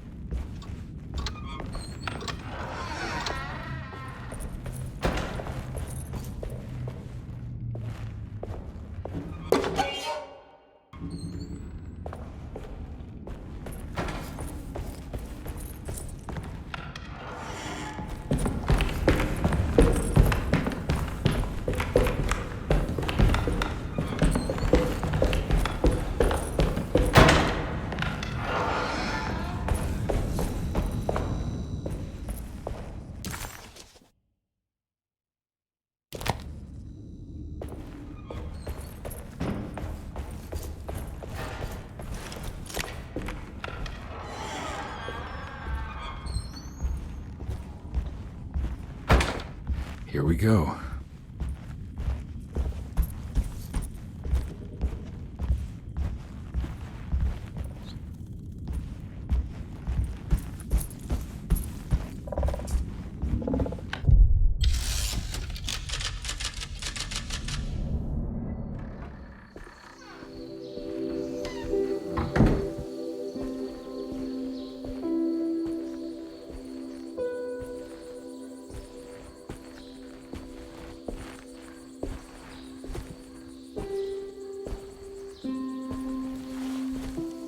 I'm glad to see you made it.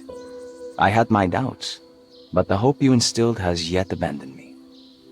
I guess this must be Tarawea. Who are you? My name is Juan Luis Jorge, and this is indeed the convent of Tarawea. You'll have to excuse me, but Jeremy never got your name. The name's Edward Carnby. I'm a private investigator. You're not a patient, are you? No. I'm the author of a book that Jeremy once found important. How does that work? Are you part of this memory as well? Is this even a memory? I think calling me a manifestation of Jeremy's subconscious would be more correct. And so is the convent of Tarawea. I'm a man Jeremy has never met, and we are in a place that he has never been. Okay. So are you here to guide me or something? I have no more purpose than you do. I simply am. I will happily help you, of course, if I'm able. If you are already somehow part of Jeremy, why did he want to come here? Isn't he sort of here already? Jeremy wanted to come here because it's a representation of his mind at peace. When Dr. Gray asks him to find his focus during his sessions, this far-flung convent is what Jeremy imagines. He is under the impression that if he could physically come here, he would reach a perfect equanimity, a spiritual apotheosis. You don't think it would work? Jeremy subconsciously knows it's just wishful thinking. He can't come here. Despite the pathways opened by the dark man between Derceto and Jeremy's psyche, it's simply not possible. But I'm here. Indeed. It's a shame it's just another place for you, Detective. Otherwise, you could have become a Buddha. Always a bridesmaid, never a blushing bride. Am I right? Yes, I suppose so. You'll have to chase enlightenment elsewhere. So what's the next best thing? What can I do here? You should seek out the convent library and try to find the truth about Jeremy's relationship with the Dark Man. It's the sort of knowledge he represses and is unable to reflect on. Will it tell me how to break the pact? Perhaps. At least you'll have something to confront Jeremy with. Wait, why can't you just tell me? I don't know such things. You'd be better off consulting the texts of Dr. Freud if you want such answers. No thanks, I hate shrinks. There is another thing you should know about the library. He is here as well.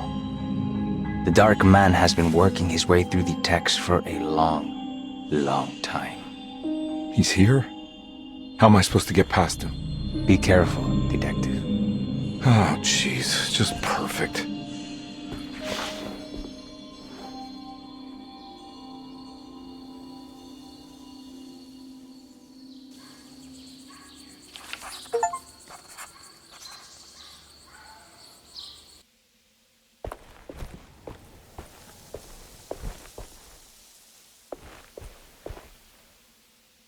You have any advice on how to deal with the Dark Man? I suppose suppression could work. Try not to pay him any attention.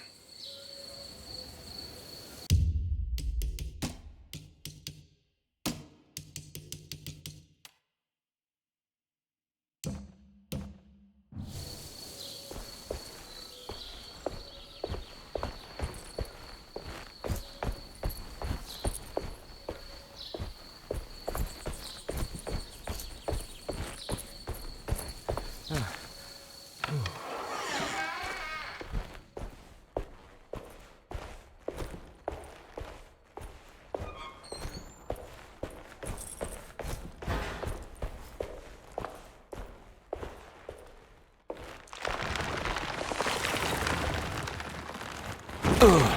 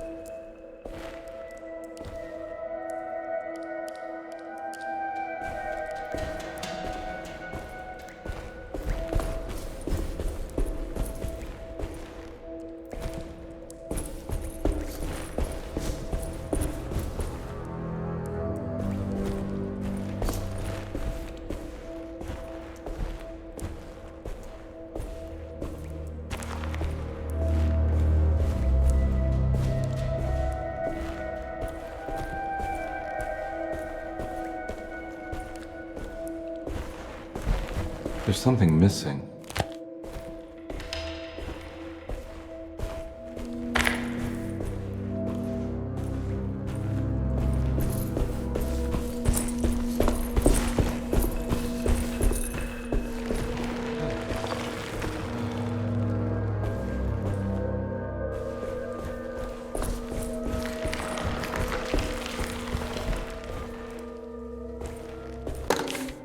The great library was endless, beautiful, and terrible.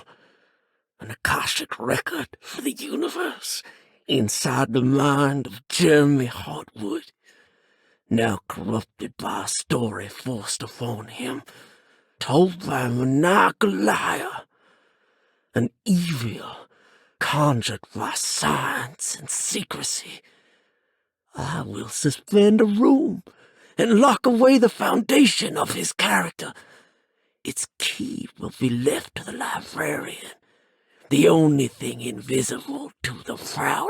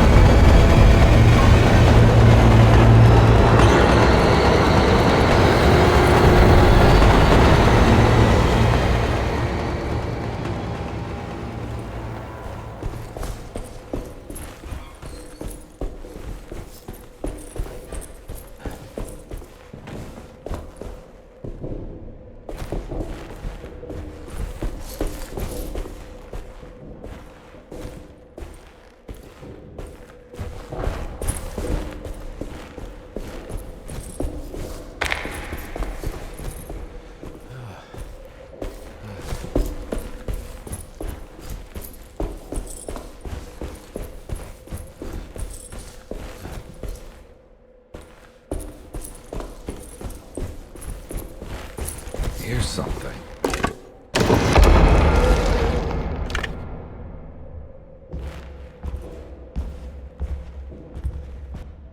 It was in the hot autumn that I went through the night with the restless crowds. He was a kind of itinerant showman who held forth in public halls and aroused widespread fear. The New Orleans address of the event is lost, but I remember distinctly the Prext Shipping Company pressing their contribution. Hey.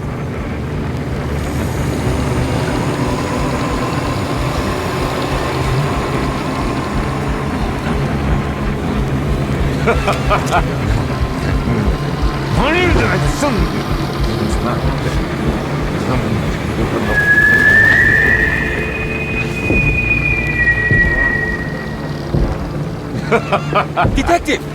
Juan!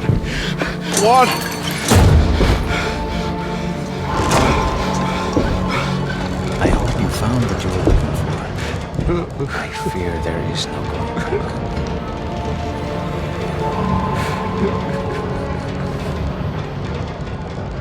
I was so close. There must be something I can work with.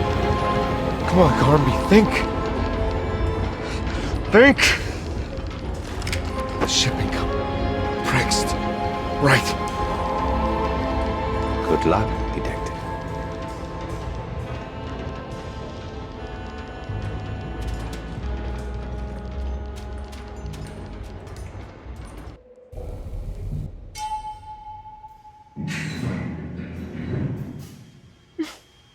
Well, thank God you're here, Detective.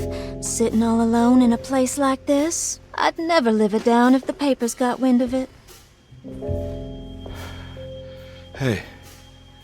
Ruth, right? Oh, don't pretend you don't know. I'm sure you have a whole file on me by now, Detective. I suppose we weren't formally introduced. I'm Ruth Talon. Miss Ruth Talon, in case you're wondering. Edward Carnby. Enchanté. You sure? I had too many already. Nice. It's good. I know. I have great taste, Detective. I heard you're trying to break Jeremy's promise to the Dark Man. Yeah. Do you know anything about that kind of stuff? No, but it makes you wonder. If he made a promise, can't he simply stand by his words?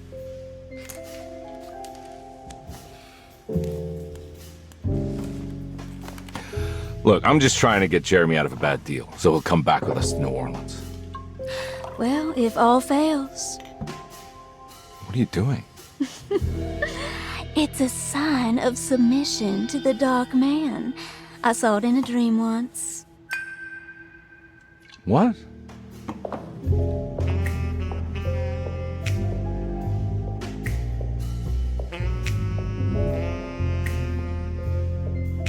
You don't know the Prext Shipping Company by any chance?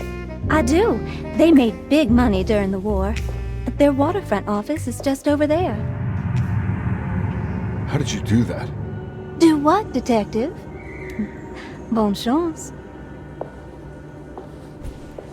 Hey, have you seen Emily Hartwood anywhere?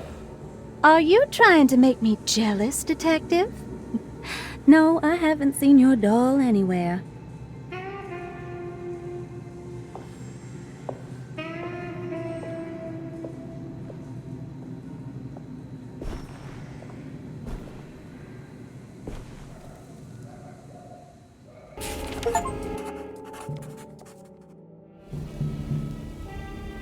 Prext Shipping Company.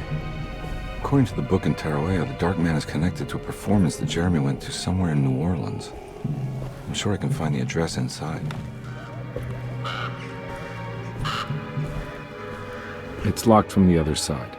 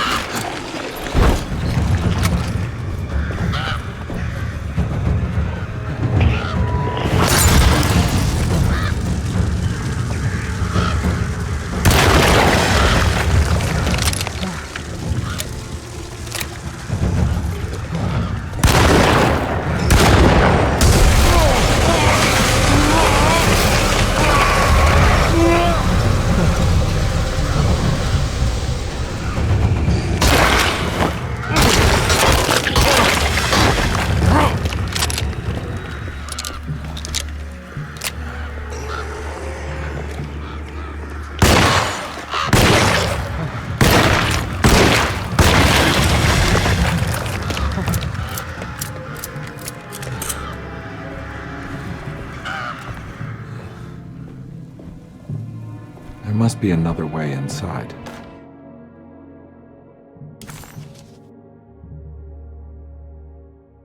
The sewer system has a tunnel running right below Preg's shipping company. I bet I can use it to get inside.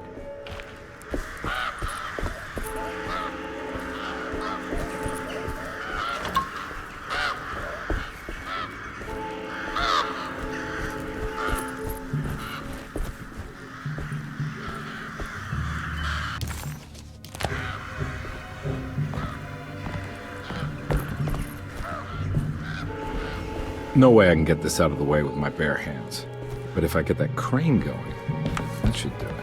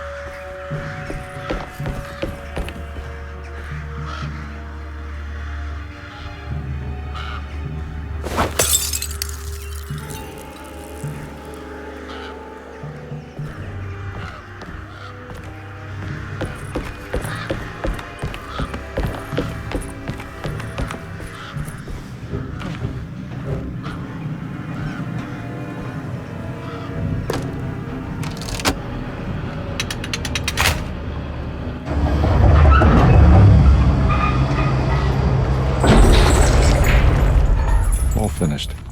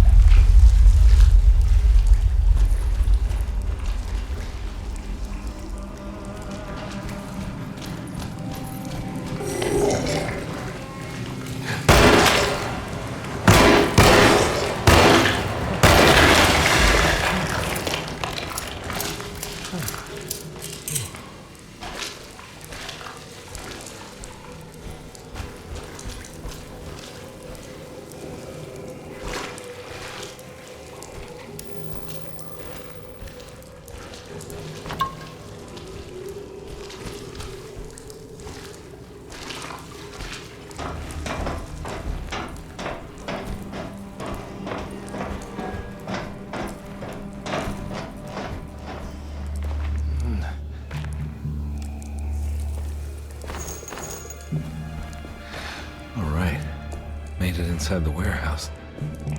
The office must be upstairs.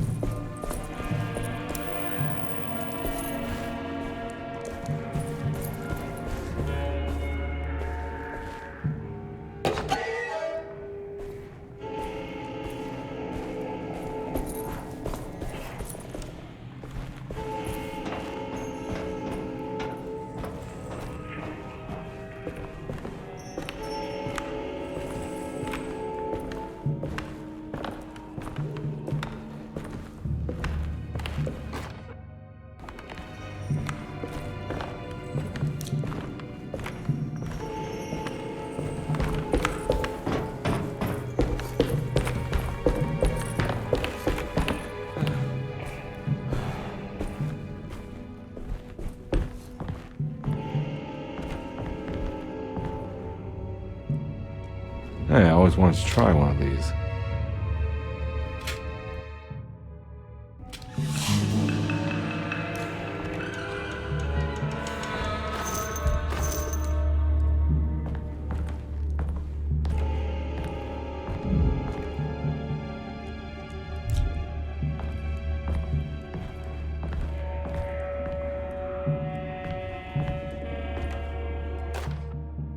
Our ship was raided while in dock. All of his things were recovered, but blood was shed. Several men were carried into the Mississippi River and drowned by ones who live in the deep. All items have now been signed and delivered. Now best keep the papers safe. What is left? Later is right, and hell is back again.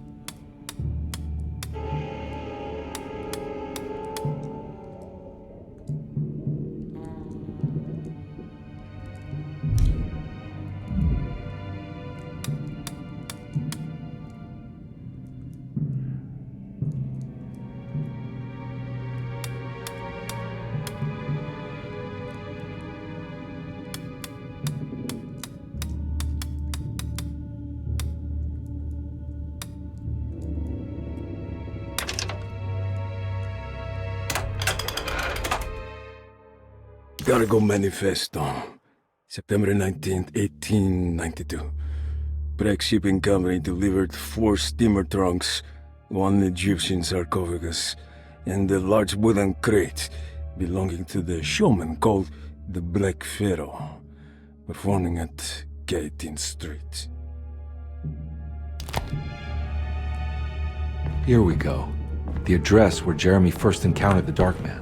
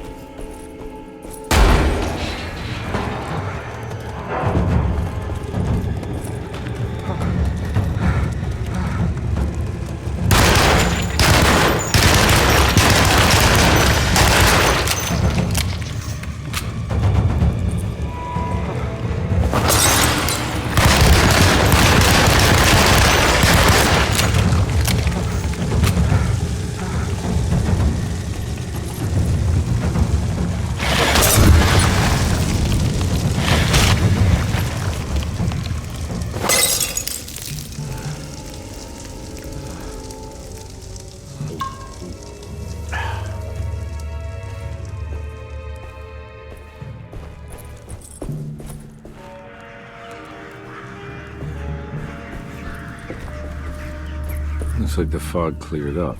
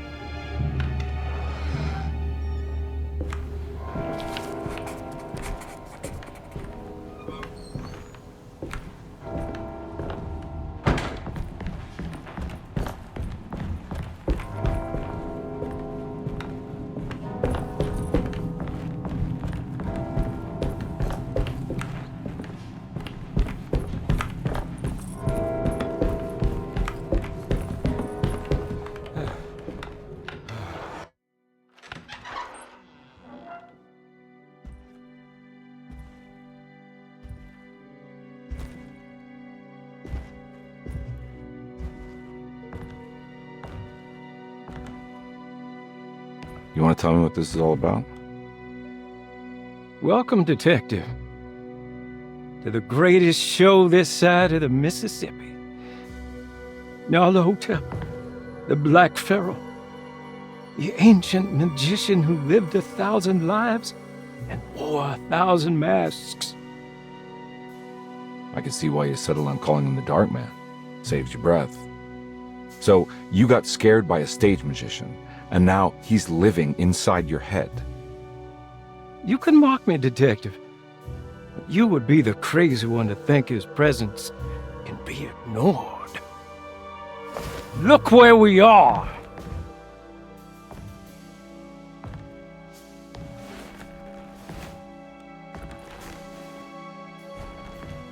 We didn't get to finish our last conversation, did we? You were about to tell me how to break the contract with the Dark Man. No, we can't. We would turn her loose on the world. So many innocent would die. But there is a way to break out of the deal. There is. He offered me a way out. Steps to take. What are they? You'll never find them. They're forever entombed in his sunken desert temple. Jeremy, I'm not your enemy. Tell me where to go. How do I find the temple? No, we can't. I have to make this sacrifice. God damn it, Jeremy. I'm gonna save you.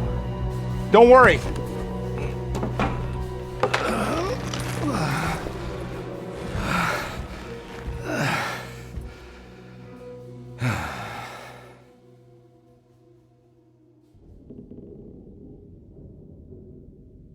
How do you save someone who doesn't want to be saved? Well, he's gonna get saved no matter what. I just need to find the temple somehow.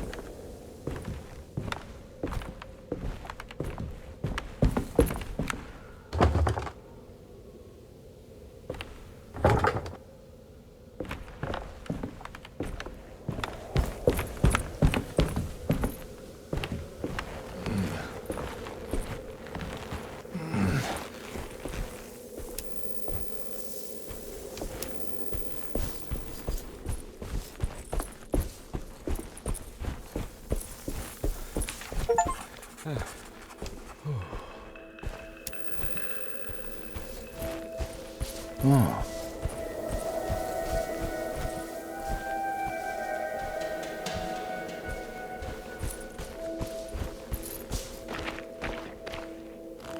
Ugh.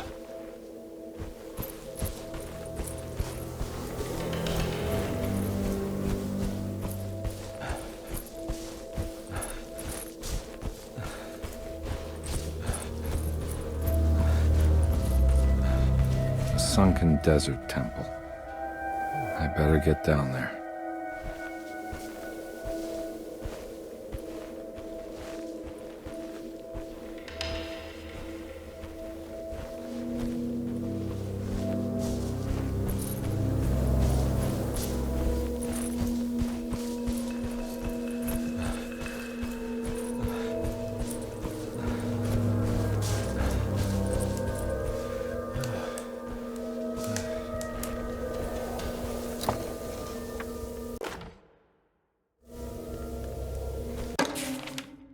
The Temple of Nephron-Ka lies under our camp. Despite all efforts, that unholy site did not collapse, but sink beneath the sand. The pharaoh is long dead, his name meticulously stricken from all ancient writing. But that stage meant for blood and terror remains. The temple is said to be lightless, built to harbour all the haunters of the dark found in the very depths of our universe. Calling on the gods meant creating a bridge between our world and theirs.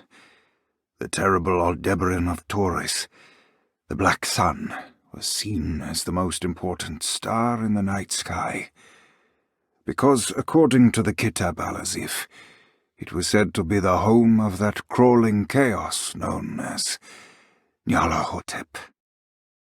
Through ancient mechanisms, it was said that the priests could open shafts channeling the light emitted by that strange stone called the Shining Trapezohedron. Several streams pooled together above the statue of that dark man would then be sent through space towards the Black Sun, a message to the gods. The gifts bestowed on the sender are completely undocumented, but often assumed to involve dark blood pacts, where souls are traded for malicious miracles.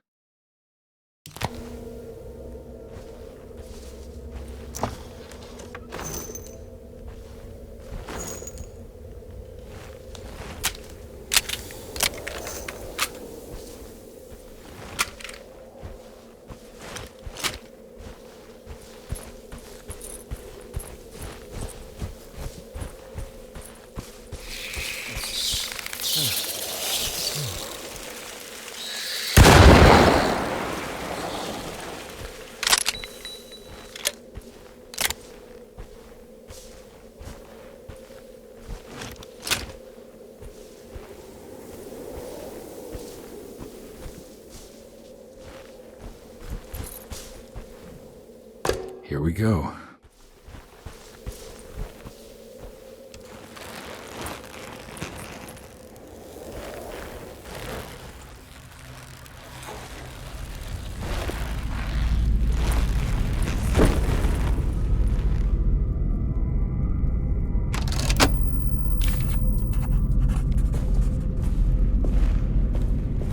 It's the star constellation from one of Jeremy's books.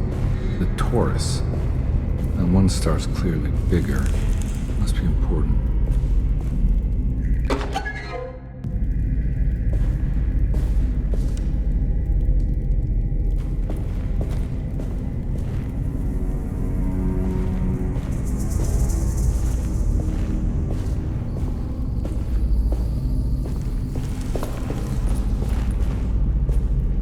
I got a feeling this is it. This is where the contract is hidden. But how do I get to it?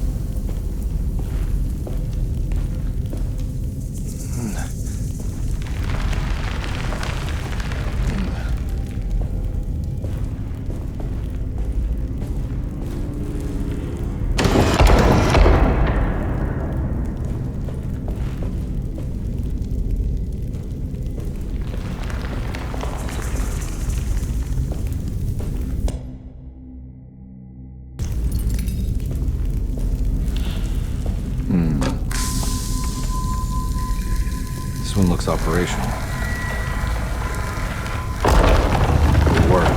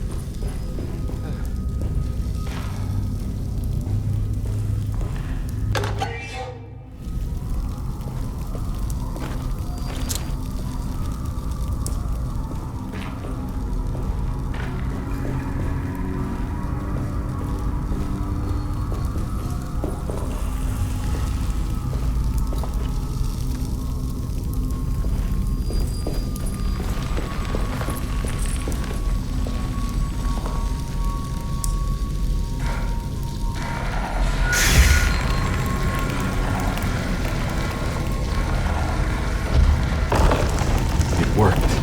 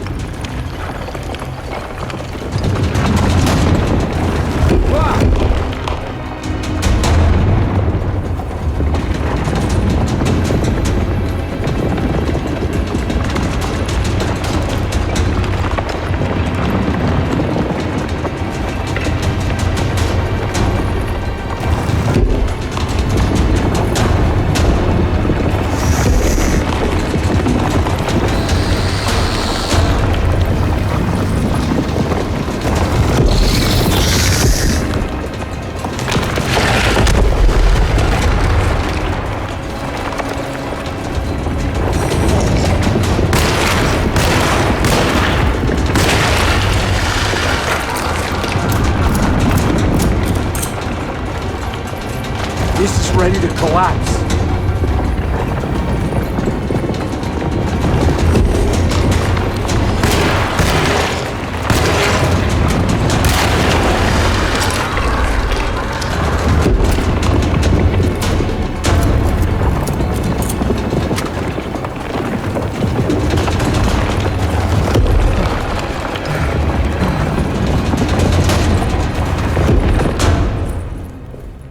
What is going on?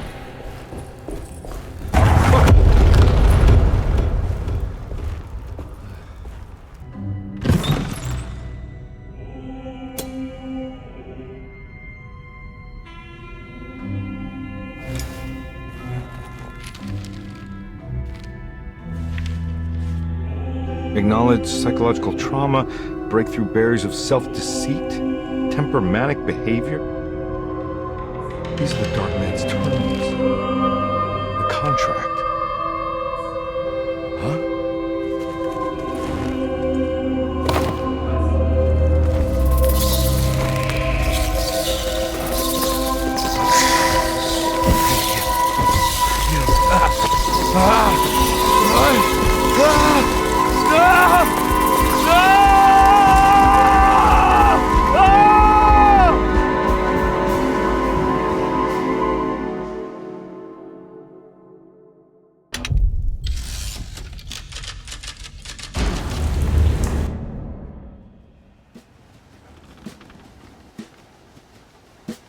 Hey.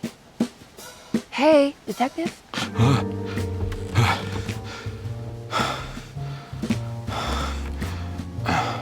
What are you doing? Oh, I found something. Great. Was it alcohol? God, no, I just got the wind knocked out of me. I think I know how to break the contract with the Dark Man. What exactly does that mean? Everything going back to normal. All right. I found some more information on Derceto and the patients. There are some seriously strange things going on here. I'm pretty sure 2 of the patients are dead, and maybe even the clerk. Oh, yeah. I kind of just gave up on worrying about that. Well, just keep your eyes open, I suppose. What were you doing again?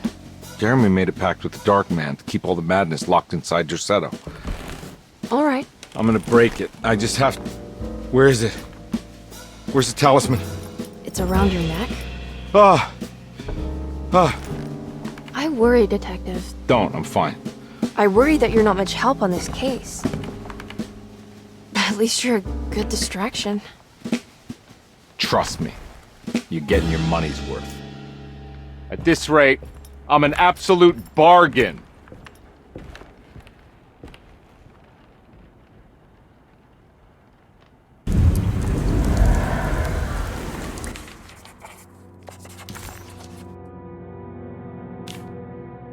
He must first acknowledge psychological trauma in order to proceed. The lying must stop, so we can break through the barriers of self-deceit. Finally, temper manic behavior. Medicine has failed me. Nothing can be done to dispel the Hartwood curse. Only the sacrificial dagger may release the despair from Jacob's eye. Yet, doing so would be the doom of Derceto. Let this curse of mine be a weapon for once. I accept your demands. Oh, crawling chaos. Build your prison around this godforsaken hospital. When evil has been starved, I will stay buried forever.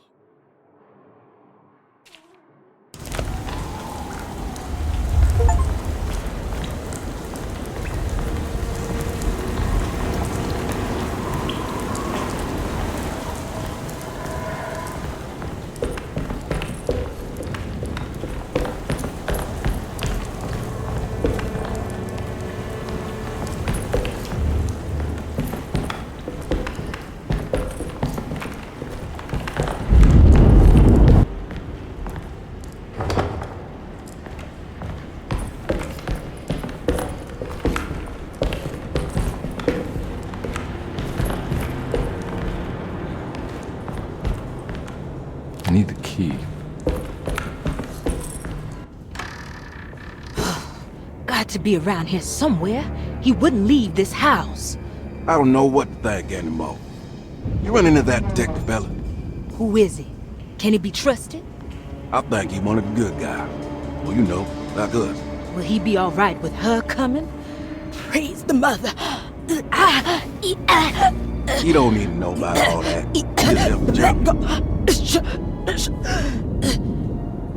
Just calm down. It ain't time yet. God, it hurts. As far as I can tell, Detective Carnby seems to be solving problems, not causing them. Just be ready in case he starts anything.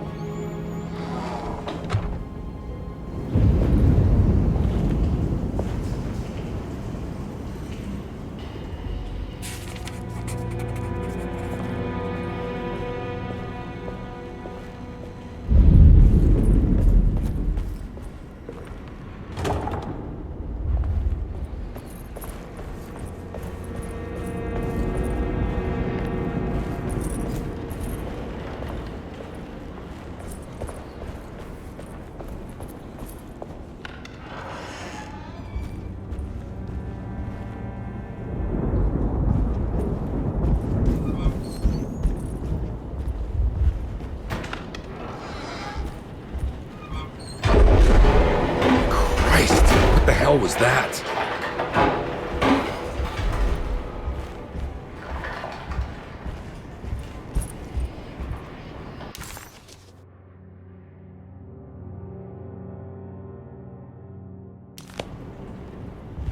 It's blocked.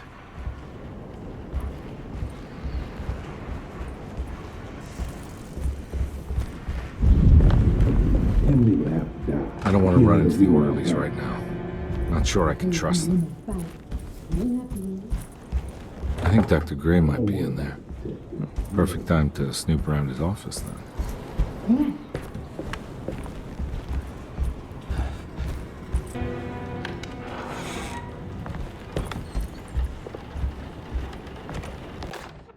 Lunacy and the Astarte Artist Colony, a monograph by Yael Klein. In early 1909, The old Derceto plantation outside of New Orleans was turned into an artist's colony. 3 famous European artists rented the house and the surrounding land from the owner, the Ledoux family. The colony was chiefly run by Sebastian Cortez, who was playfully dubbed the captain by his collaborators, William Arges and Heinrich Kassel.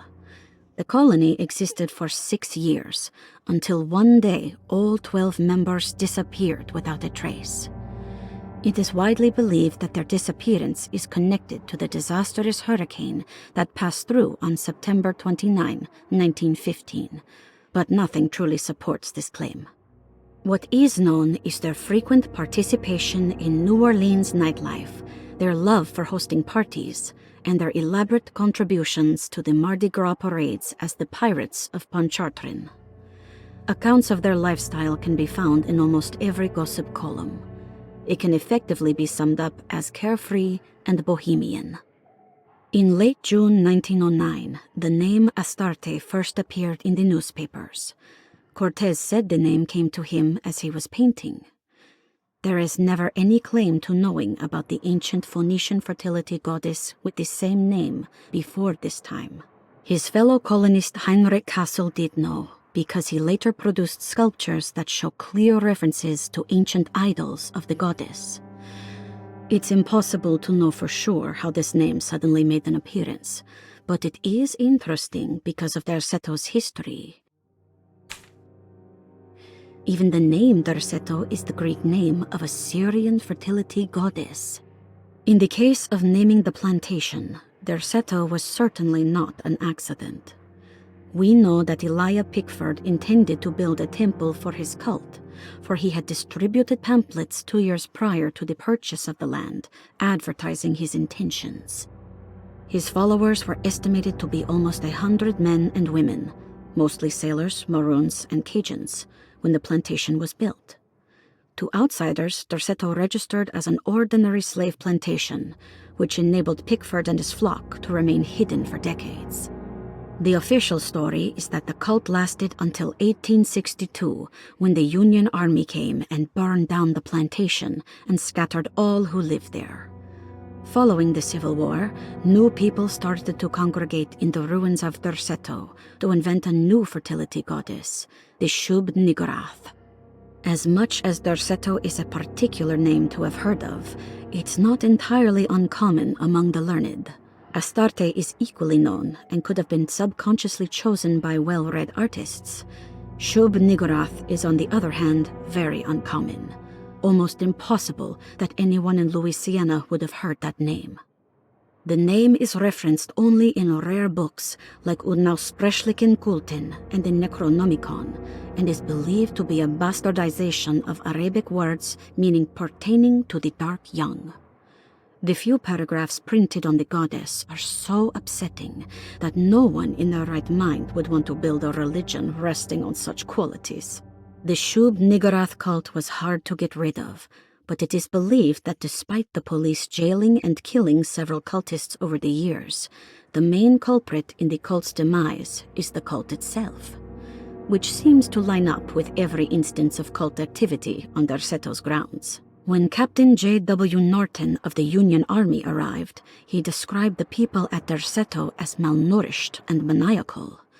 As much as the army tried to save them, they fought back with fervor, as if nothing was going to stop them from slowly destroying themselves. While the disappearance of the Astarte artist colony remains a mystery, the recurring motif seems to suggest that their fate involved lunacy and a hunger for self-sacrifice to that fertility goddess with 1,000 names.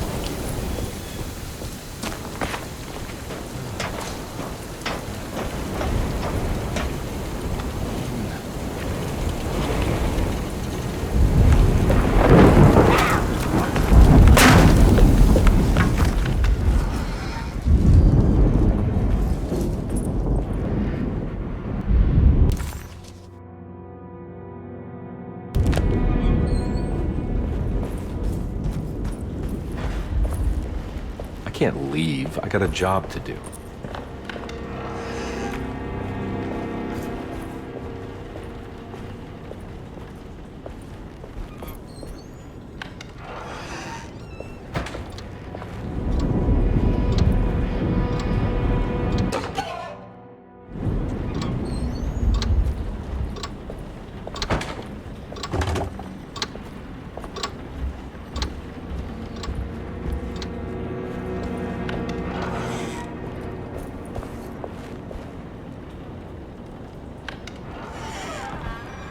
There must be a spare key to Dr. Gray's office in here somewhere.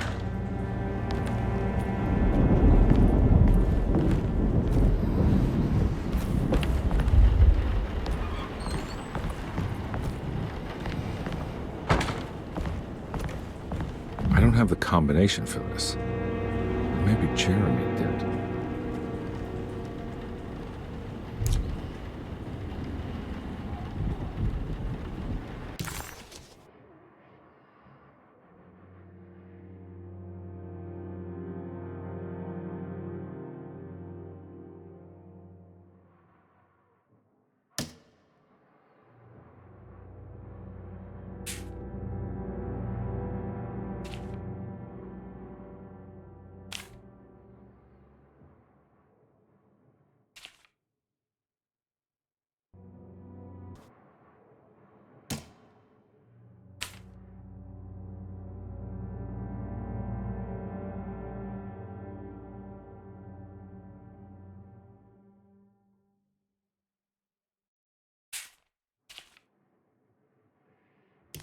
All right, time to get Jeremy out of that contract so we can get the hell out of here. Something tells me I'm gonna have to put my talisman to use.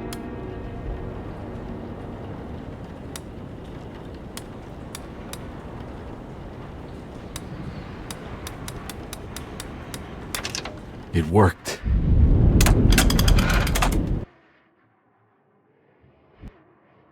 The last guest in the empty room suffered from severe maladaptation.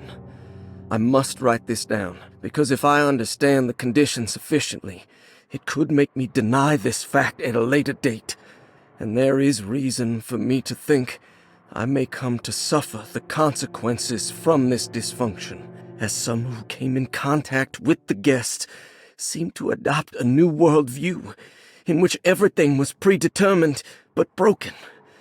Upon accepting this worldview, some memories became unmanageable and later rejected. I do not know what this means.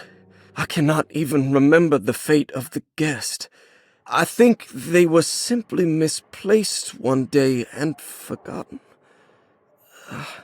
Just like all documents pertaining to this guest, they have all been destroyed, or they never existed in the first place. Who wrote this? There has never been a guest in the empty room.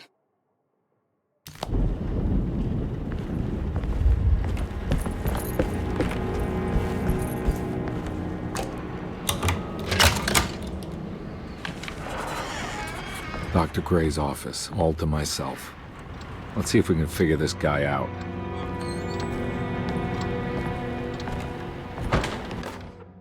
I have finished tidying up Miss Beauregard's belongings. I will leave it to you to contact her agent and have them collect her things. I found one of Grace's drawings she might want back, along with this key in her room, which I believe you've been looking for. Mrs. Thompson.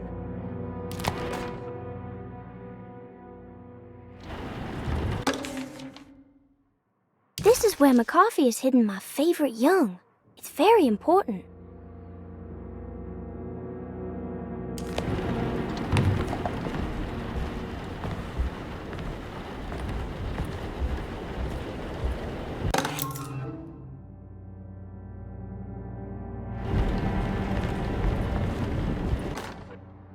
Dearest Dr. Manzetti, I find myself in a losing battle with my patient. As I've disclosed in my previous letter, his delusions have him completely captured.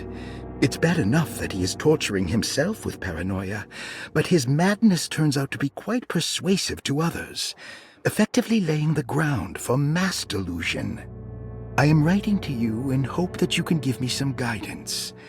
Beyond my ambition to avoid devastating surgery on my patient, I have grown worried about my own defenses. The words of my patient are deranged, yet they often resonate with something primitive within me.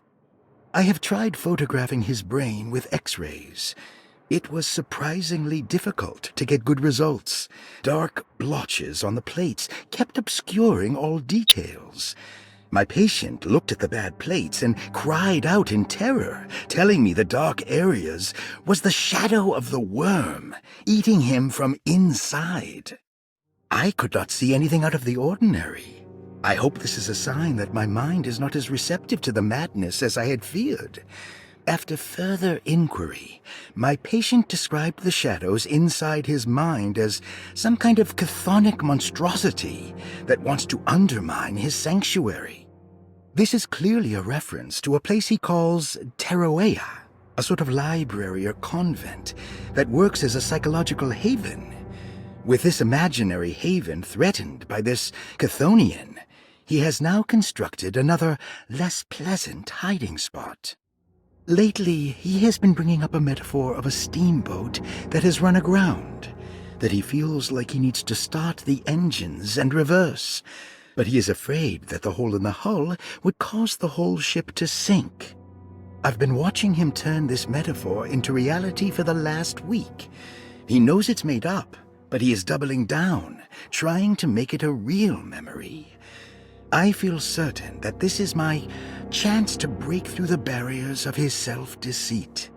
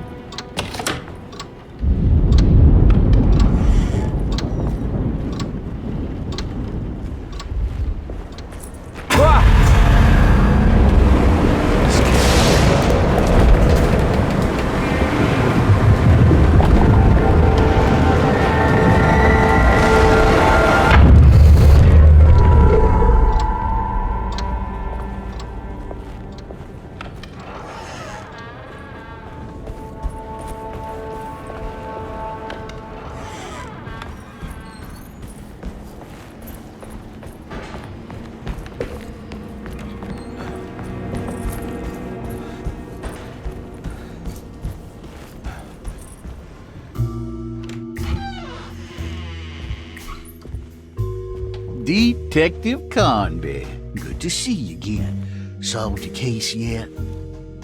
I'm trying. Hey, Grace, you okay? Oh, she is just peachy, Detective. Are you looking forward to the Feast of St. John, Grace? I can't wait. Kids, ain't they great? What exactly are you planning for tonight? Oh, not much. We eat, we drink, we pay tribute to the wishing tree in the conservatory. The usual. Then why all the excitement? There is just something about tonight. Something's different. I think we all feel it. Besides, we got ourselves some new words for the prayer thanks to your buddy Jeremy. She'll come and turn the world inside out, and things will begin again. That sounds strangely threatening. You should come.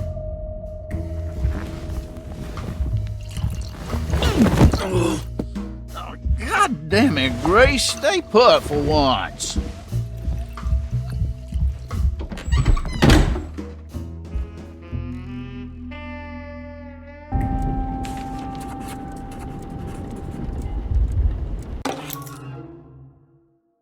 I better hold on to these.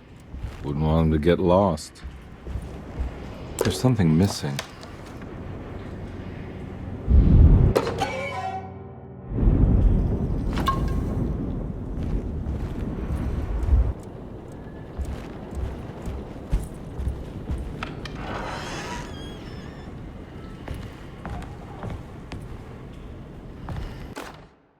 Jeremy knew that the only one who could help him now was the guest in room number 3. The room seemed to have been empty for so long. But that wasn't allowed to be true. The story needed to be different, to include something from the outside. He would bring the guest back to room 3 and show them what was in that safe. 913. But those were not the right numbers. That was the combination for the safe in the clerk's office.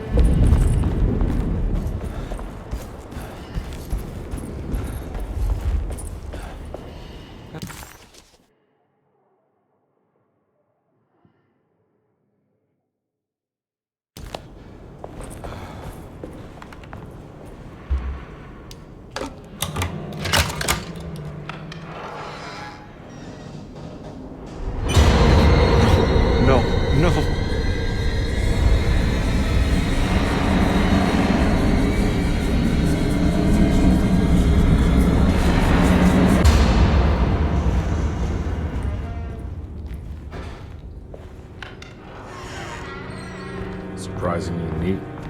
Maybe I've been selling that old barfly short.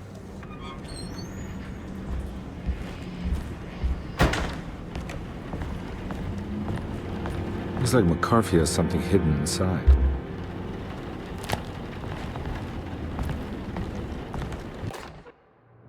Sometimes I think this place makes me worse. That Derceto might be my grave.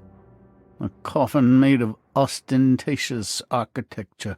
A Taj Mahal for the drunken depressed. There's something about Derceto. Something about Dr. Gray.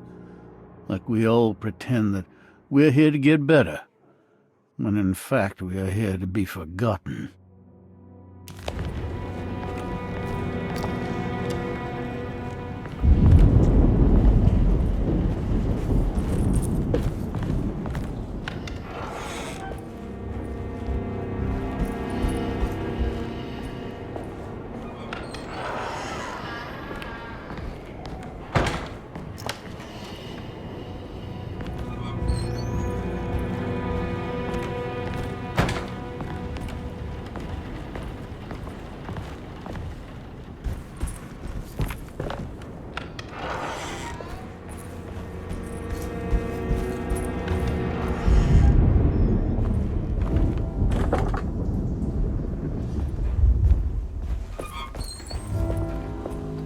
Take this much more.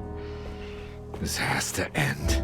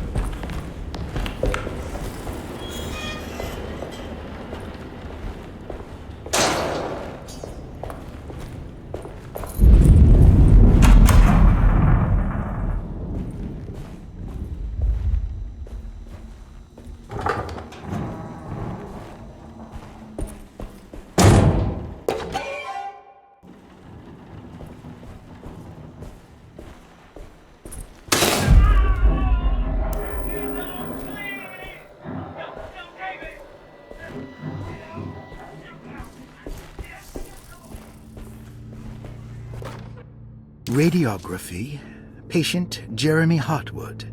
Date June 14, 1930. Plates. Jeremy's skull proved difficult to capture properly. Partial radiographs worked best. A complete picture of the brain can be assembled by piecing 3 plates together. Observations. Even when looking at an assembled version, a shadow covers significant parts of Jeremy's brain. Possible tumor, but more likely that the equipment is failing. Jeremy reacted strongly to the pictures and claimed to see a giant clay worm eating and displacing his memories. Notes. While this exercise has left me nowhere closer to an answer, I feel confident that a Burkhardt lobotomy should sever all necessary parts.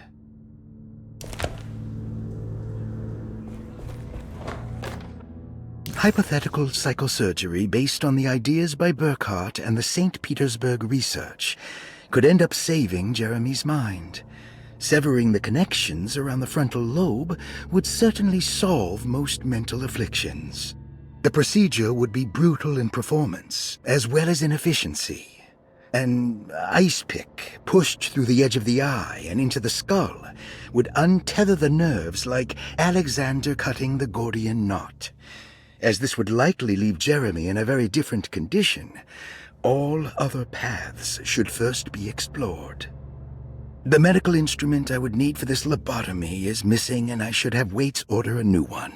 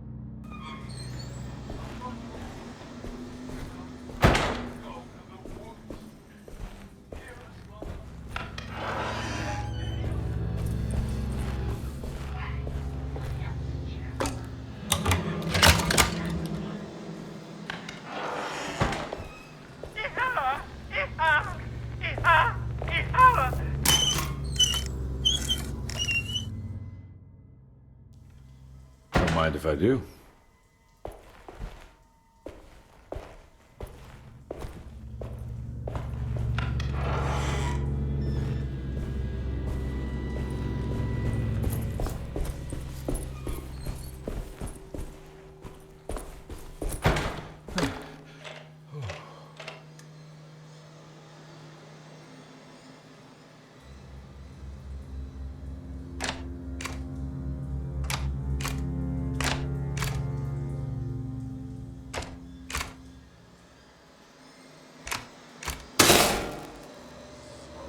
That's better.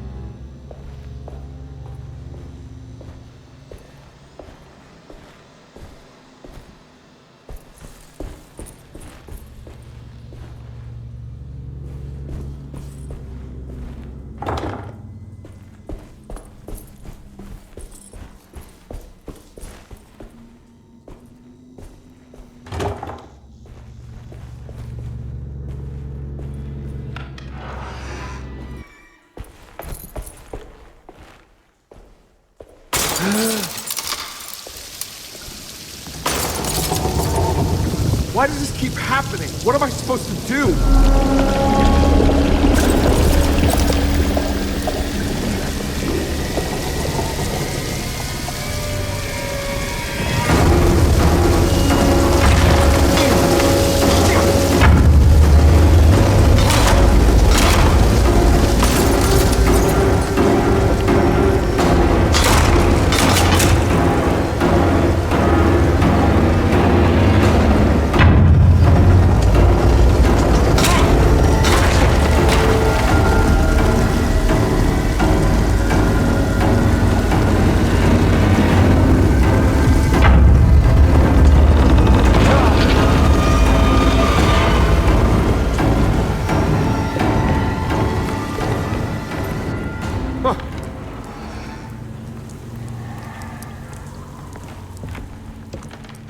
And we're back here.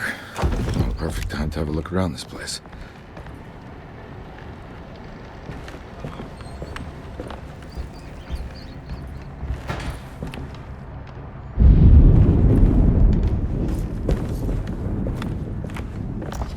What is that?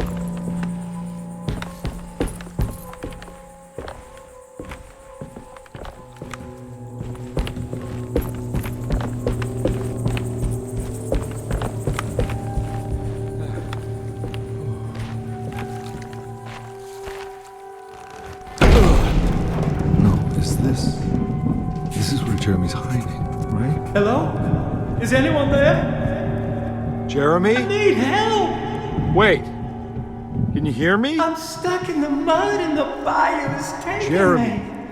where are you? The motor is dead. I can't do anything more. Hang on, Jeremy. I'll figure something out. I'll get the boat running.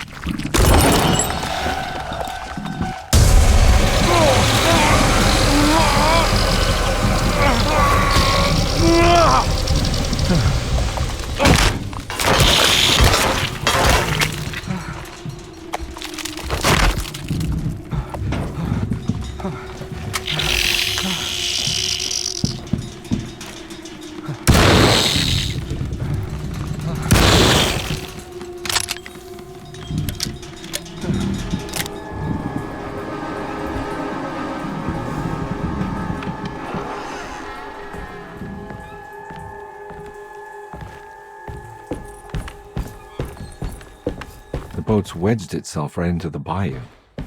If I get the motor started, I could try reversing back into the river.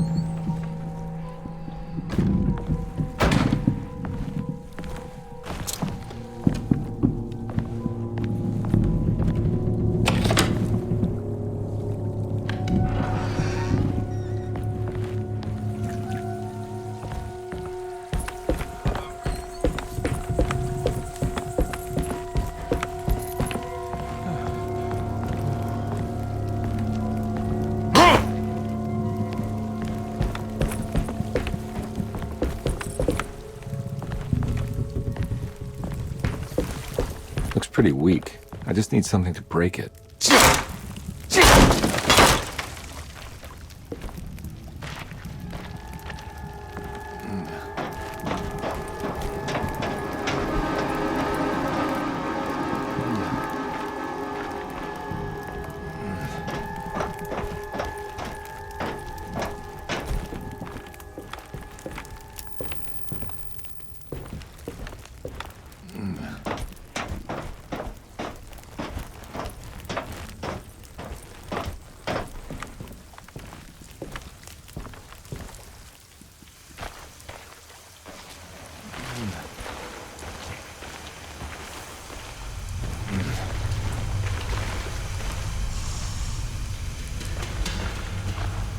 This definitely needs fuel.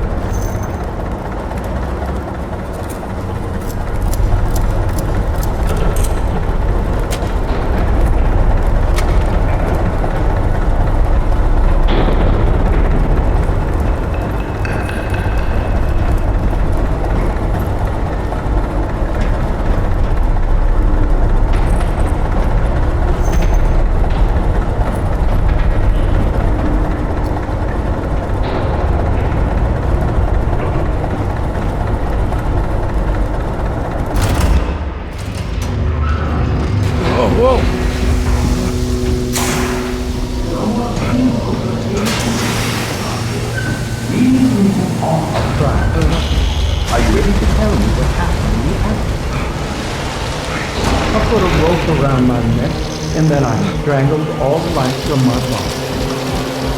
Are you under the impression that you died? Yes. No. I was supposed to die. What does that mean? That you were supposed to die? I'm the catalyst.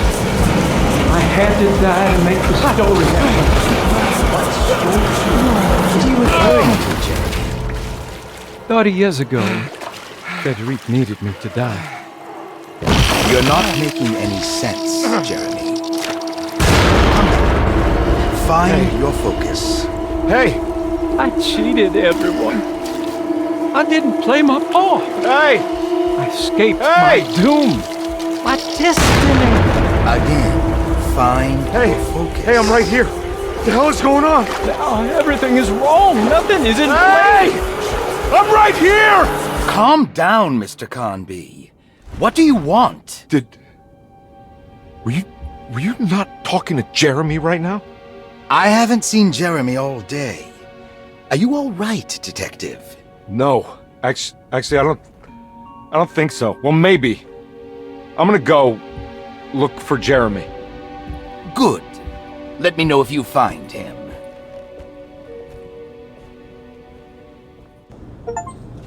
That was Jeremy's self-deceit? A steamboat stuck in the mud? I'm not gonna pretend I understand any of that. What a bunch of psychoanalytic nonsense.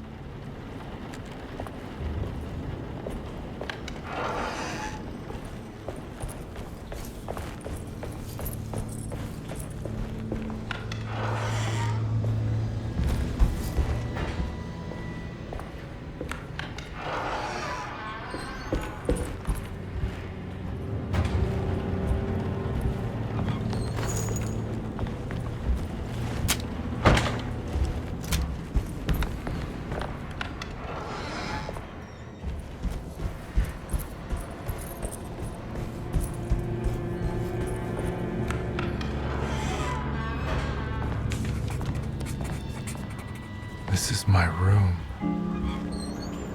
I belong here. I recognize this view.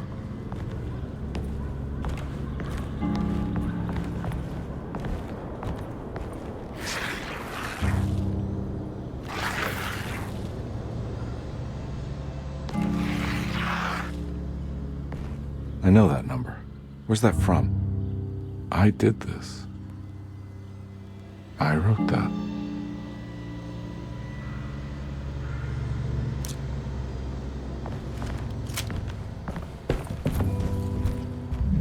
I know the combination. I carry it with me.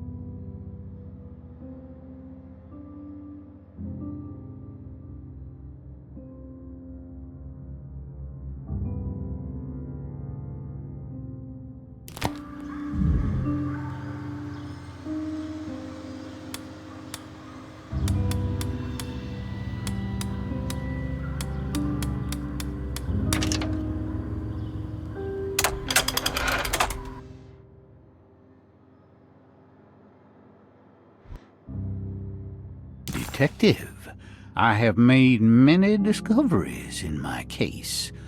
The child we want is safe, thanks to good people like me and you. We're so similar, but you don't see all the things I do. To find your man, Jeremy, you also need to look for the girl. It has always been that way. The young deliver us all. You should have a look in my room. There's a piece of the puzzle you will need. Take care now. My coffee. How long have I been here?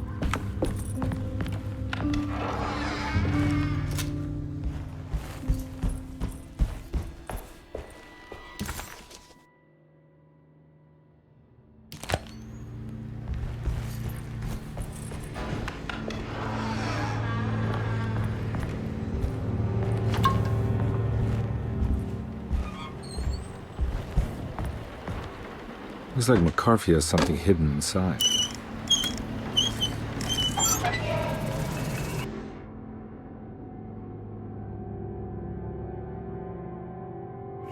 Why would McCarthy lock this up? Was he trying to keep Grace from completing the shape? If so, couldn't she have just made another drawing?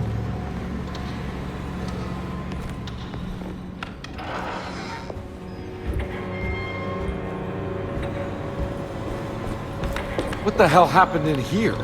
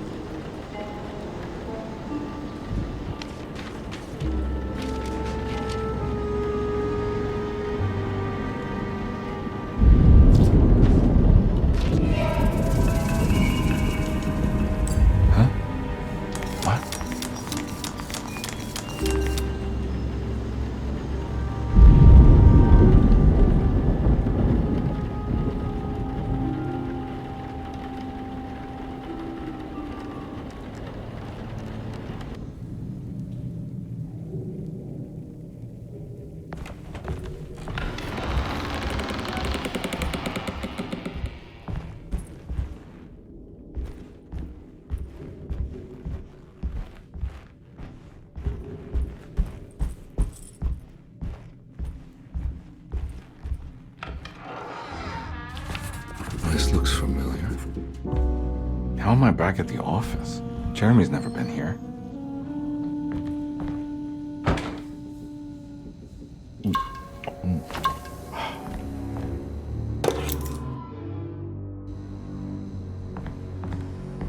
That's me, isn't it? How long had it been since I drowned myself in drink and depression? It had all felt so peaceful, slipping away into oblivion. A welcoming, dark voice wrapped around my mind like a heavy blanket. It turned off suddenly as I woke up from the sound of my office door closing shut. A messenger had left a telegram from Mrs. Saunders. She had a lead on where to find her husband and her kidnapped daughter.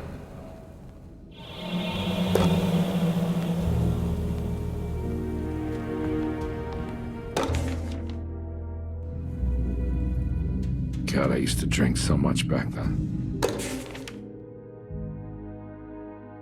When was this exactly? What case was I working?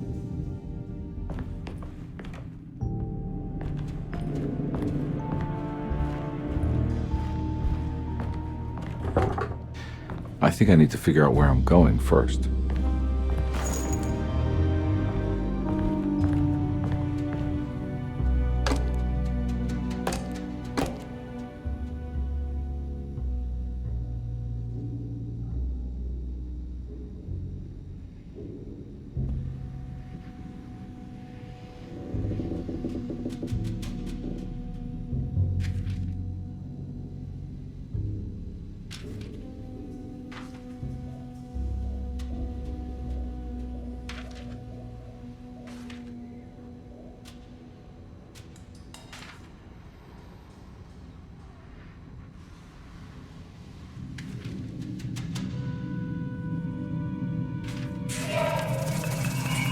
I remember this case.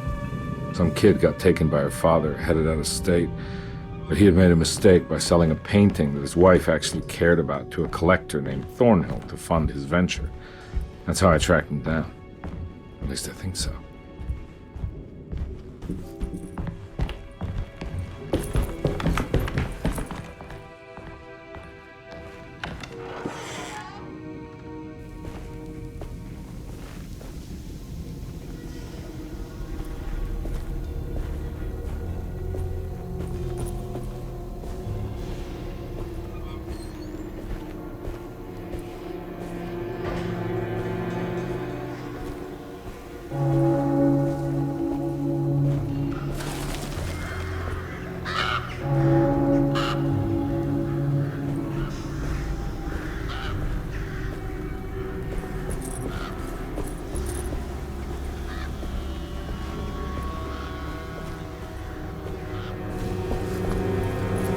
Thornhill wasn't a bad man, but he had principles keeping him from handing out information about his deals.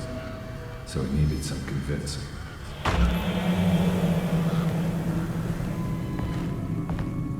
Well, every case can't be squeaky clean.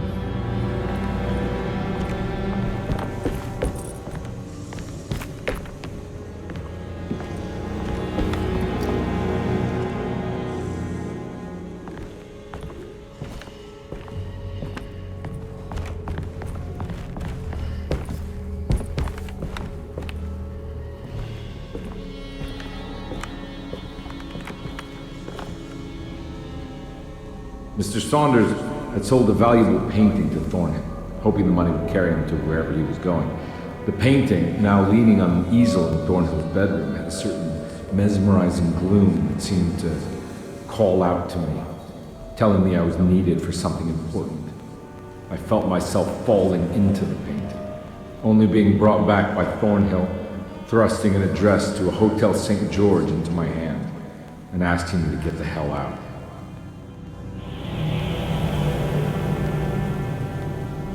I don't remember this at all, but I can't say it didn't happen.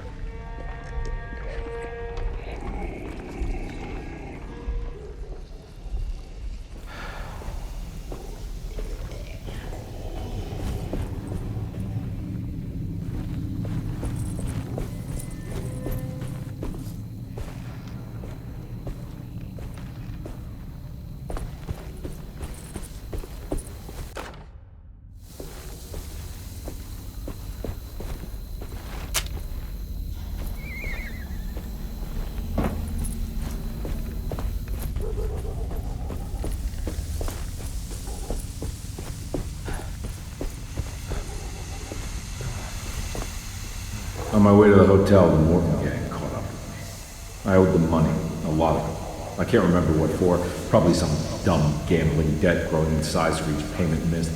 I punched one of them out, and I sent the others packing. It was a stupid move. They'd be back. Even greater than this.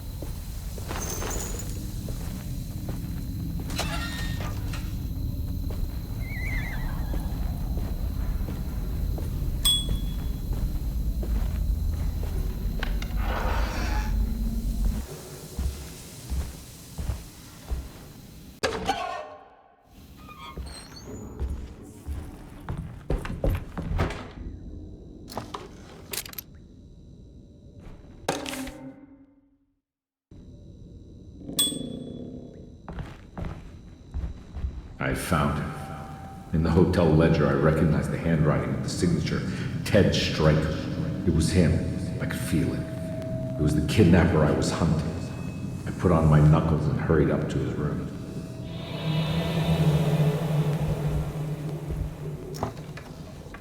Something about that name, Ted Stryker, rings a bell. Feels vaguely familiar.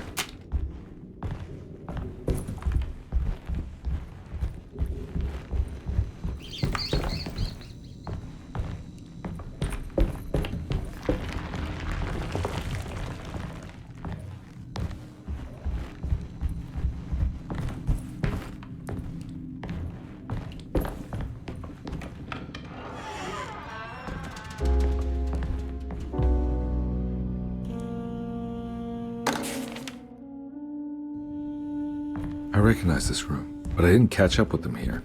I must have followed them. But where?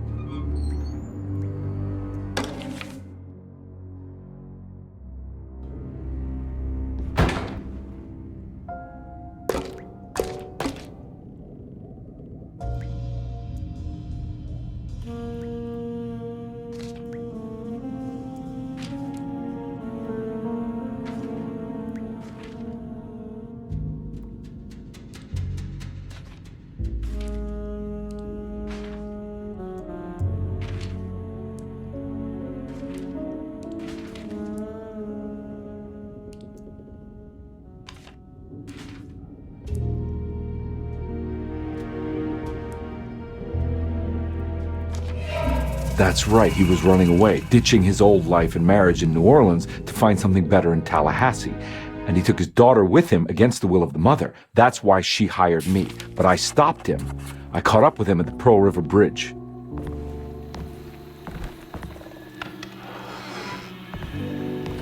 Pearl River. This is where I caught up with them. This is what the Dark Man wanted me to revisit. But I'm still not seeing it. What am I forgetting?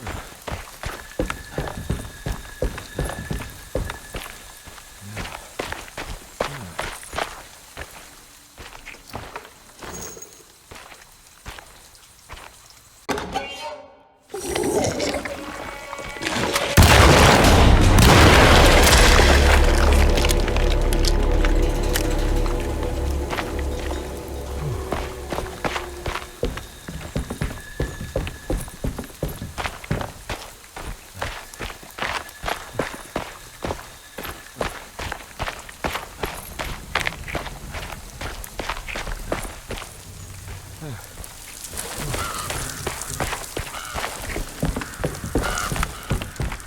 no. It was her all along.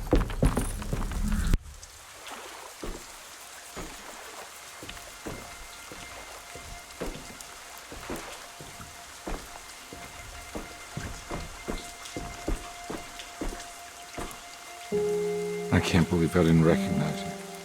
I looked a little different back then, I suppose.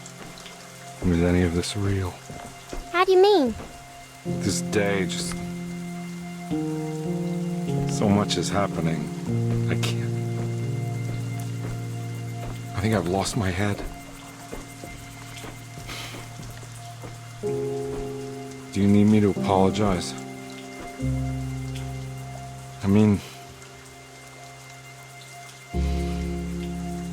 I am sorry.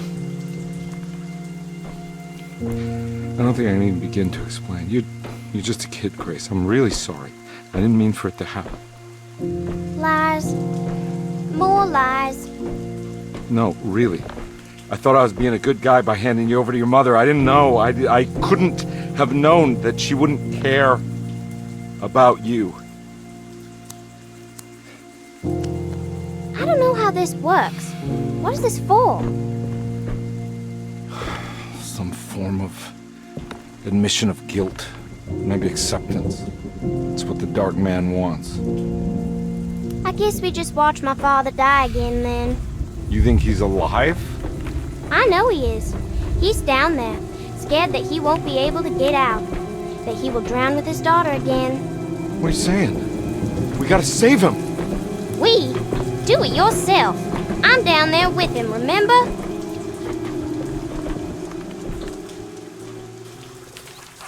Can I really save them? This all happened so long ago. I have to find a way to get down there. I have to see it with my own eyes. There was a boat at the house where I entered. If I can raise the bridge, I should be able to get to the car.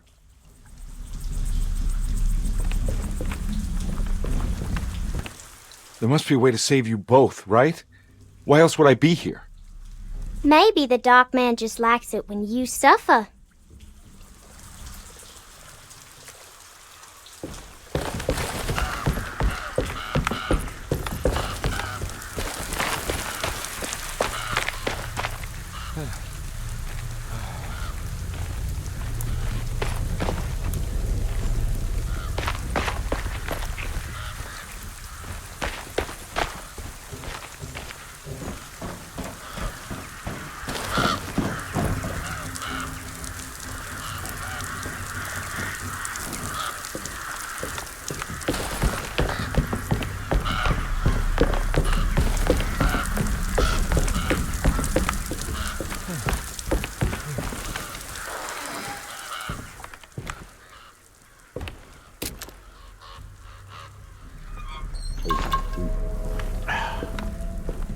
This must be where the bridge is operated.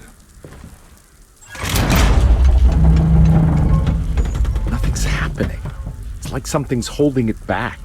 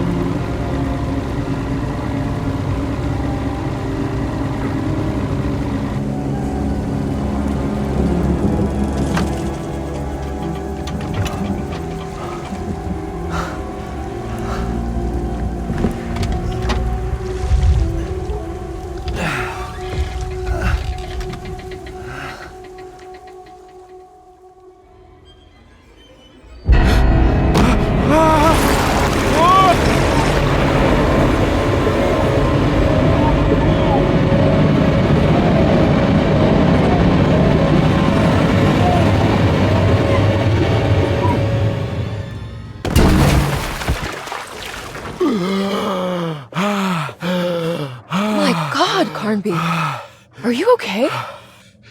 Don't leave me alone. What the hell have you been doing? What's going on here? Look at this mess! I'm sorry, Mrs. Thompson. Don't make me kick you out of this house. Now get out!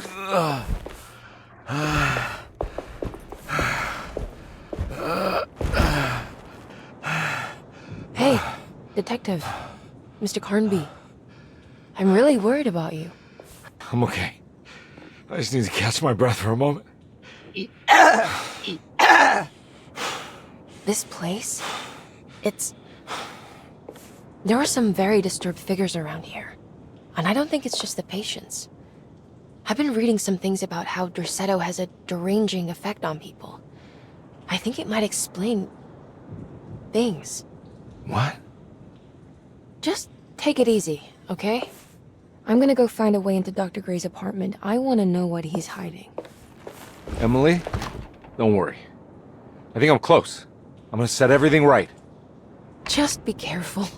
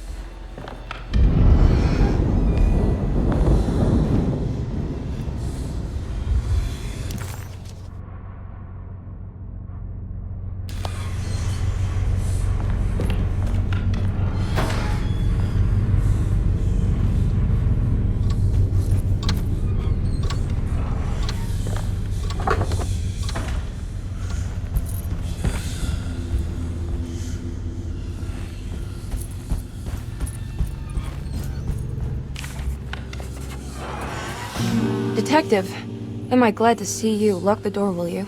I don't think Dr. Gray would appreciate us snooping around. What's going on here? This feels so strange.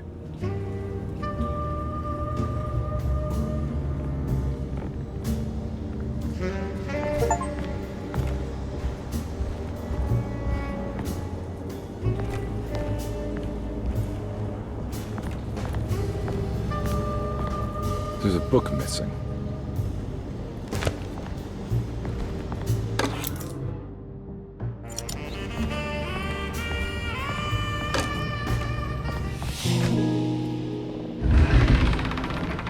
What did you do? I was just rearranging the books. Well, come on, let's check it out.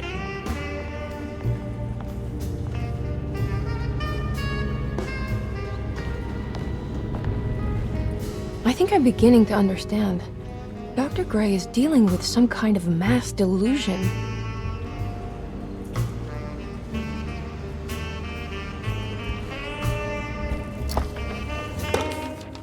Good to finally meet you, Mr. Hartwood. I'm here on the behalf of your brother Philip. You were expecting me, weren't you? Yes. You're from Derceto, no? That's right. I just wanted to ask you a few questions to see if there is anything I can do to help you and your family. Okay. I understand you're full of imagination. You make up a lot of things. I suppose. And you obsess over them, blurring reality and fiction. Sometimes. Do you want to tell me about the Dark Man? No, I don't. That's all right. Perhaps there is something else you can tell me. Something you know to be made up, but you hold dear. Juan? John? Who's John? No, Juan Luis Jorge. Oh, wait there a moment. Here, take a look. Is he... Oh, he is the author. It's a magnificent book. Life-changing even. The real Juan is long dead, but I like to think of him as my friend. My most beloved friend. I see. Do you often do this? Fantasize about people you read about? No. Well, there is Jacob. Who is Jacob? Turn to the last page. Oh, it's a newspaper article. The prisoner of ice, Jacob van Ostad. Is he also your beloved friend? Oh, no, Doctor. Not at all. He is the fire that fights fire. Yes, I think it's clear your overstimulated imagination, this mania, needs to be tempered for you to live a normal life. I know your family calls it the Hartwood curse, but I want you to know that there is nothing supernatural about your condition. It's all inside your head. And with that, I'm very qualified to deal with. In time, you will be cured. In time. Yes, in time we will exorcise all your demons, all the dark men. Yeah! Please, Mr. Hartwood, calm yourself. What happened? Oh, don't you worry your little head about it, Miss Hartwood. Your uncle and I just had our first breakthrough.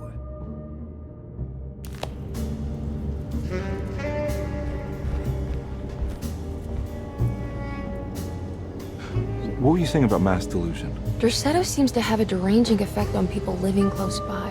It has a history of creating cults devoted to some nature goddess. Even the name Derceto refers to the cult existing here before the Civil War. Derceto was the name of an ancient fertility goddess worshipped in Syria. Dr. Gray and his friends, however, seem to prefer the black goat of the woods with 1,000 young, or Shub-Nigroth. And that name can only have come from my uncle's twisted mind.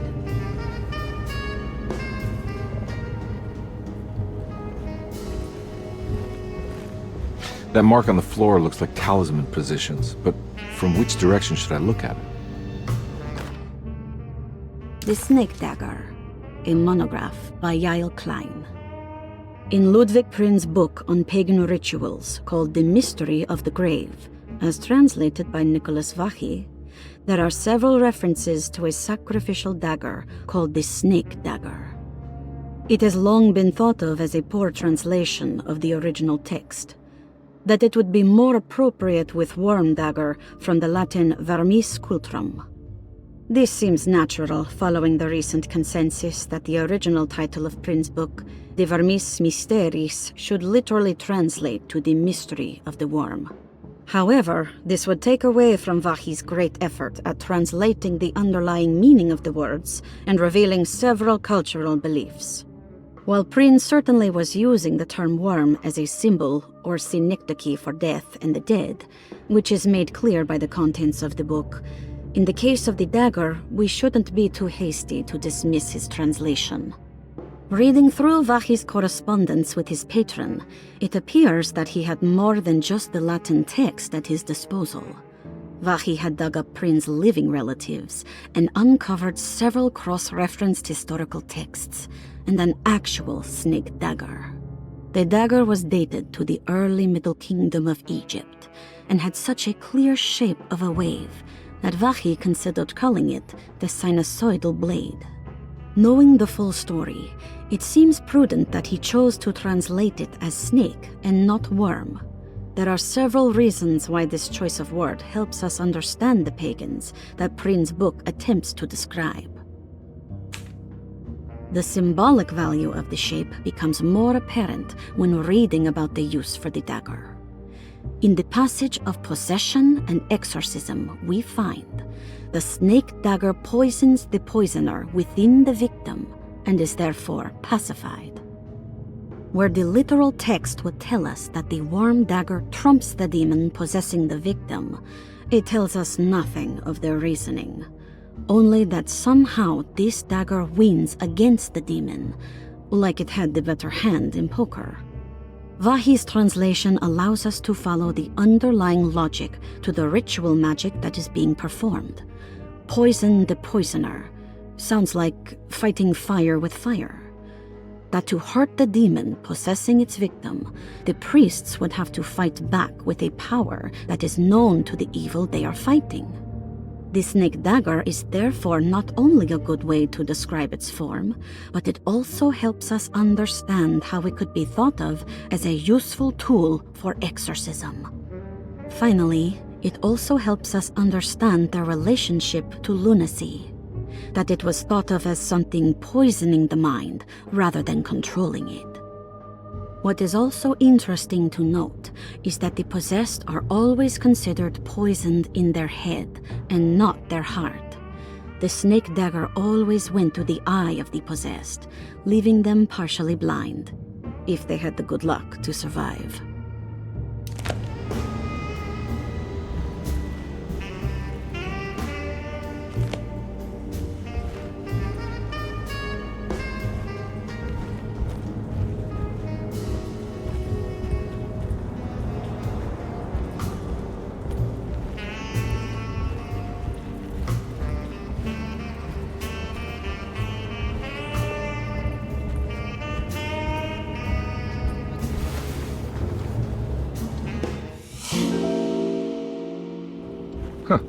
Has that been there this whole time?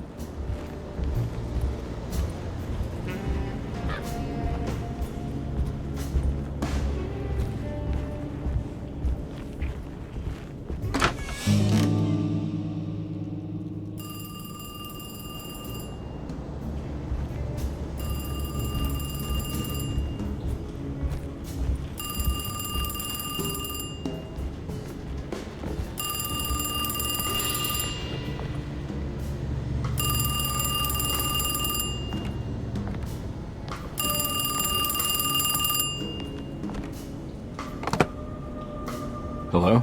Detective Carnby? Who is this? Jeremy? Jeremy is with the Dark Man. You can't save him. Well, I've done everything he wanted so far, and there's just one more thing on the list. I expect him to keep his promise and return Jeremy unharmed. Get out, Detective, while you still can.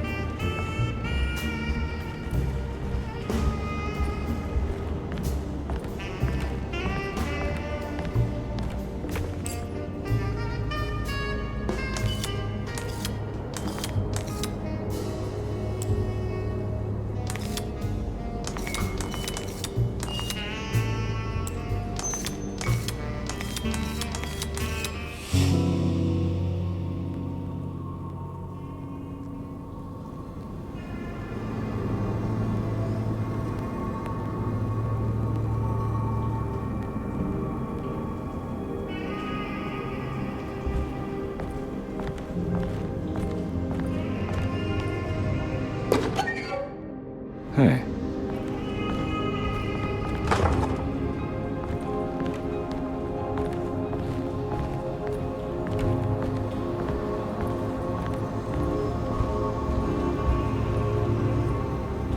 You okay? You look a little frazzled. Just stupid telephone. I know. I tried calling the police earlier. The telephone is completely dead. It's not... Yeah, no, the telephone isn't working.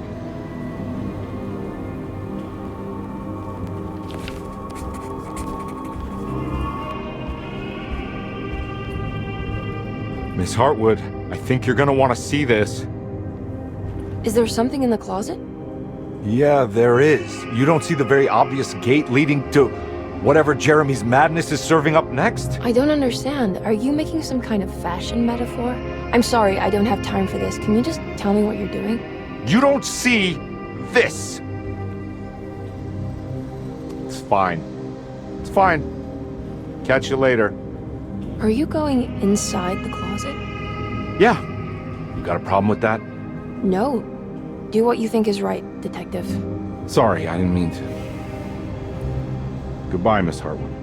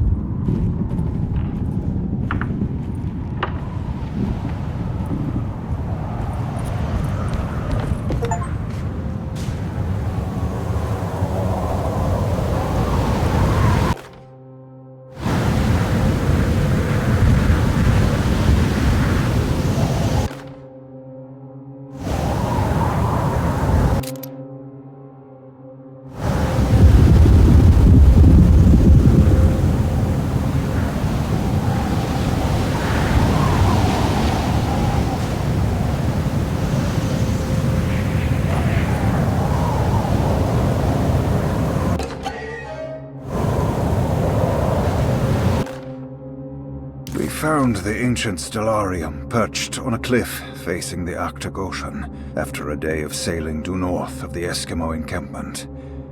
Jacob van Oostad was our most keen member of the expedition. He had been chasing down the source of a peculiar type of crystallized metal present in several sacred items among the natives on the northeast coast of Greenland.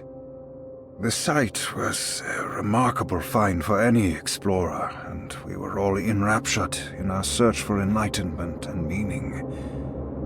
The surviving architecture seemed almost unearthly in origin and astonishingly sophisticated. The metal Jacob was searching for was abundant, almost ubiquitous. We were so taken by our find that we were surprised by the sun falling below the horizon. As we quickly picked up our gear, ready to head back to our camp, Jacob van Oostad declared that he wanted to stay. He was adamant. We begged him to reconsider. The night would be getting colder by the hour, and we feared for all our safety. Jacob refused, threatening us with violence if we wouldn't leave him alone. As the snowfall turned heavier, we left him there on his own. The next day, the weather became worse, and we had to spend hours enforcing our shelter as our tents became increasingly useless. The group had written off Jacob, thinking he must be dead. I had an urge to make one final attempt to save him, so I headed out as darkness fell with a handful of flares and headed toward the coast and up the climb towards the stellarium. That's when I saw him, transfixed by a burning sky, that celestial lantern. Jacob keeled over and let out a painful shriek that struck me with such fear and pity. He was crying in agony, for the cold weather had ravaged his flesh. I called out to him, and he turned to face me. His vacant stare held me in place like a needle through a butterfly, and he said, "You must leave now, Herstan. Go, and never come back." And so I left.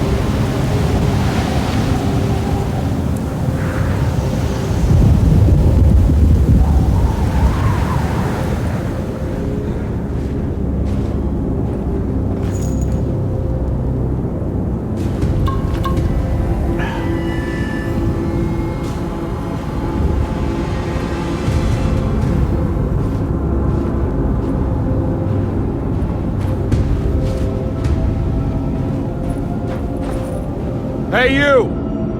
What are you doing here? What is this place? Turn back, detective. You're not wanted here. Oh, take it easy. I'm not your enemy. Oh, you're wrong, detective. You're wrong.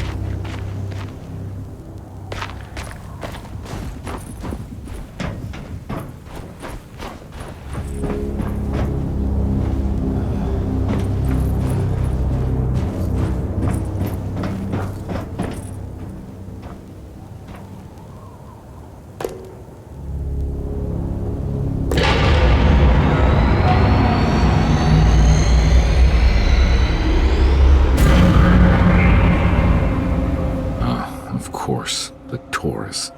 I figured you wouldn't want your stars aligned, Jeremy, or maybe that is what you need to temper that mania of yours.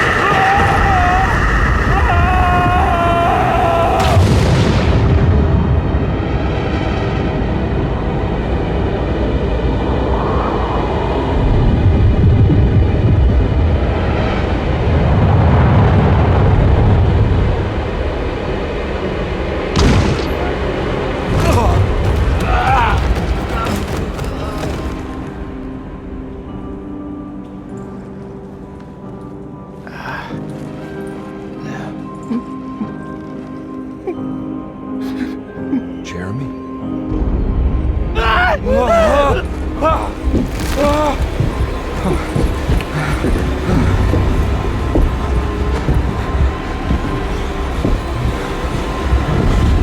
did everything! Aren't you happy? Stupid charlatan! What more do you want from me? You want me to lose my mind? Oh, my lord! Doctor! Baptiste! Quick! Jesus. What were you thinking, Carnby?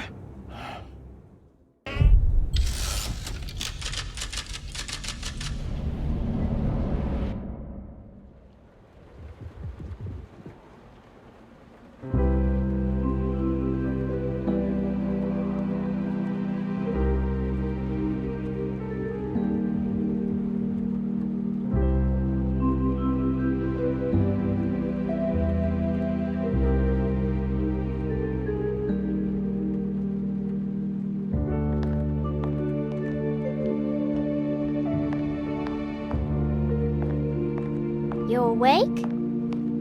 You are awake. Mr. Carnby's up. Hey, buddy! I thought you'd be knocked out for the rest of the night.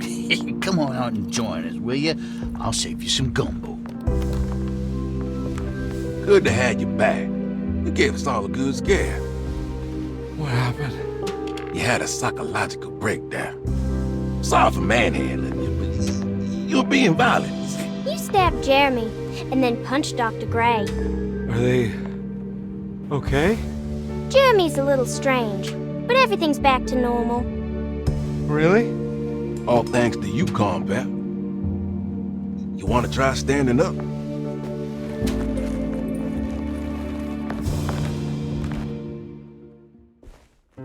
Well, if it isn't the hero of the day. How are you feeling, Detective? Never better. How about you two? Hey, Jeremy, I didn't do too much damage, did I? Things are fine. Very quiet. What's up with him? Painkillers? No. You see, despite you having the finesse of a one-eyed butcher, you managed to lobotomize dear Jeremy. I did what? It's actually quite impressive. It's not like I hadn't considered it myself. I just wish Jeremy could have been helped without reducing his personality to that of an oyster. But he's gonna live. Of course. As long as someone keeps feeding him, he'll outlive the best of us.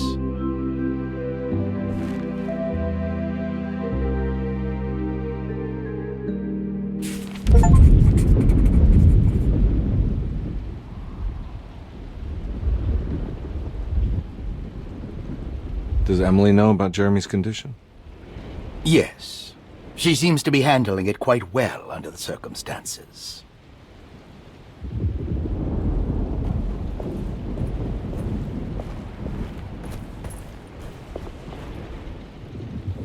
Hey, Ruth.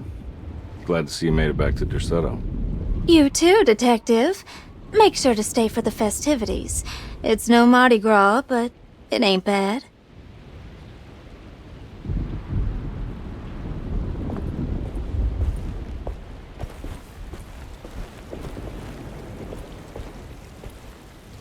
Good to see you back on your feet, Detective. Have some gumbo. Thanks. I'll save it for later.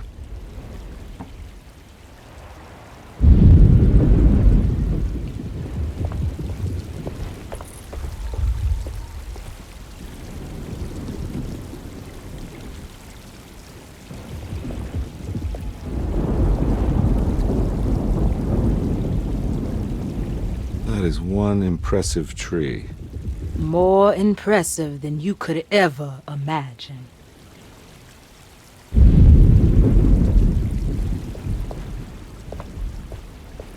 All right, tell me, what the hell's about to happen here? Every year we have a little turn-the-page ceremony by the tree. It's symbolical. It's like life has its cycles of grief and happiness. You know? Just like a tree facing the seasons. Things change, but remain the same.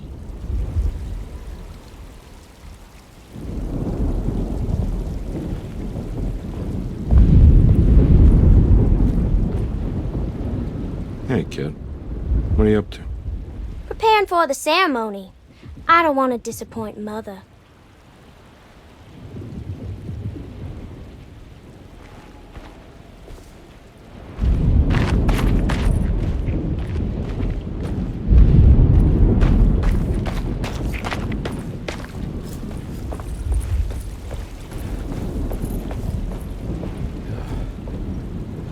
What are you looking for?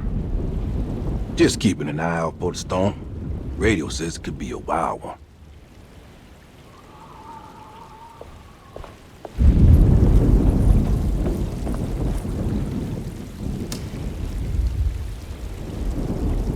Everyone knows what to do? Y'all know the new words. Mrs. Thompson, we talked about this. I'm not sure everyone is comfortable. Doctor, I insist. This is important. We've waited for so long, Doctor. Let's just go with the old song. Not every change is an improvement. Boss, good or bad, we need to move forward. All in, Doc. Let's bet it all. But we don't know what we're dealing with. It'll be okay, Doctor. Better even.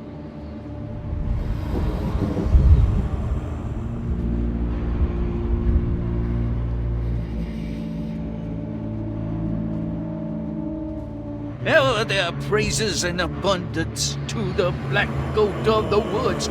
Hear us, brother. Take pity on us. Take pity on us. Ever there praises and abundance to the black goat of the woods. Hear us, Mother, and take pity on us. Take pity on us. Ever there praises and abundance to the black goat of the woods. Hear us, Mother, and take pity on us.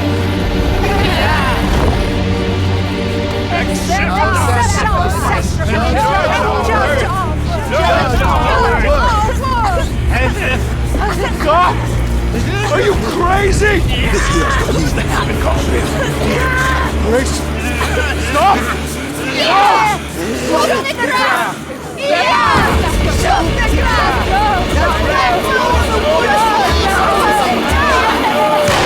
Stop in the ground!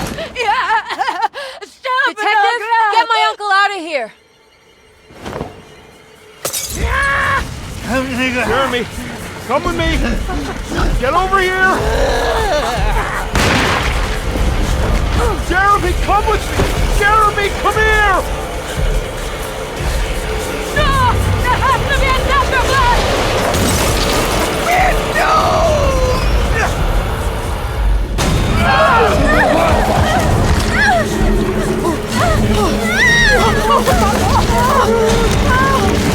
Jeremy!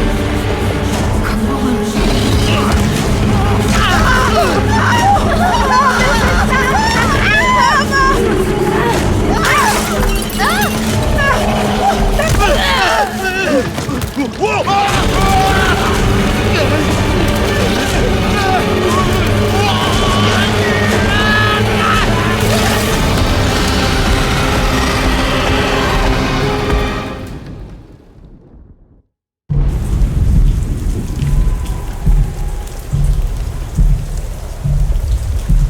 I can't let that monster leave Derceto. I have to stop it.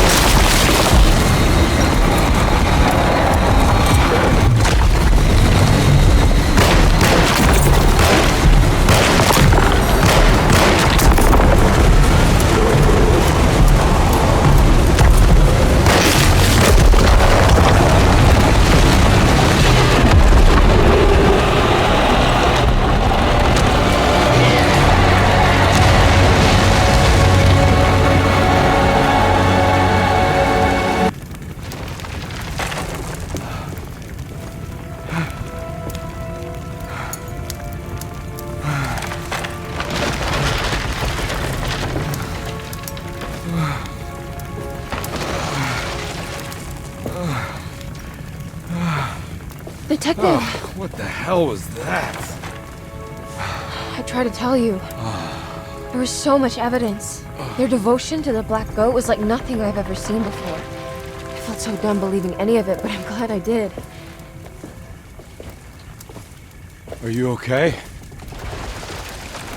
Everything is out of order. This isn't the way the story goes. I shouldn't be alive. Yeah. Oh, you're welcome, buddy. How are you doing, sweetie? I kinda like it. You ruined everything, but I'm not mad.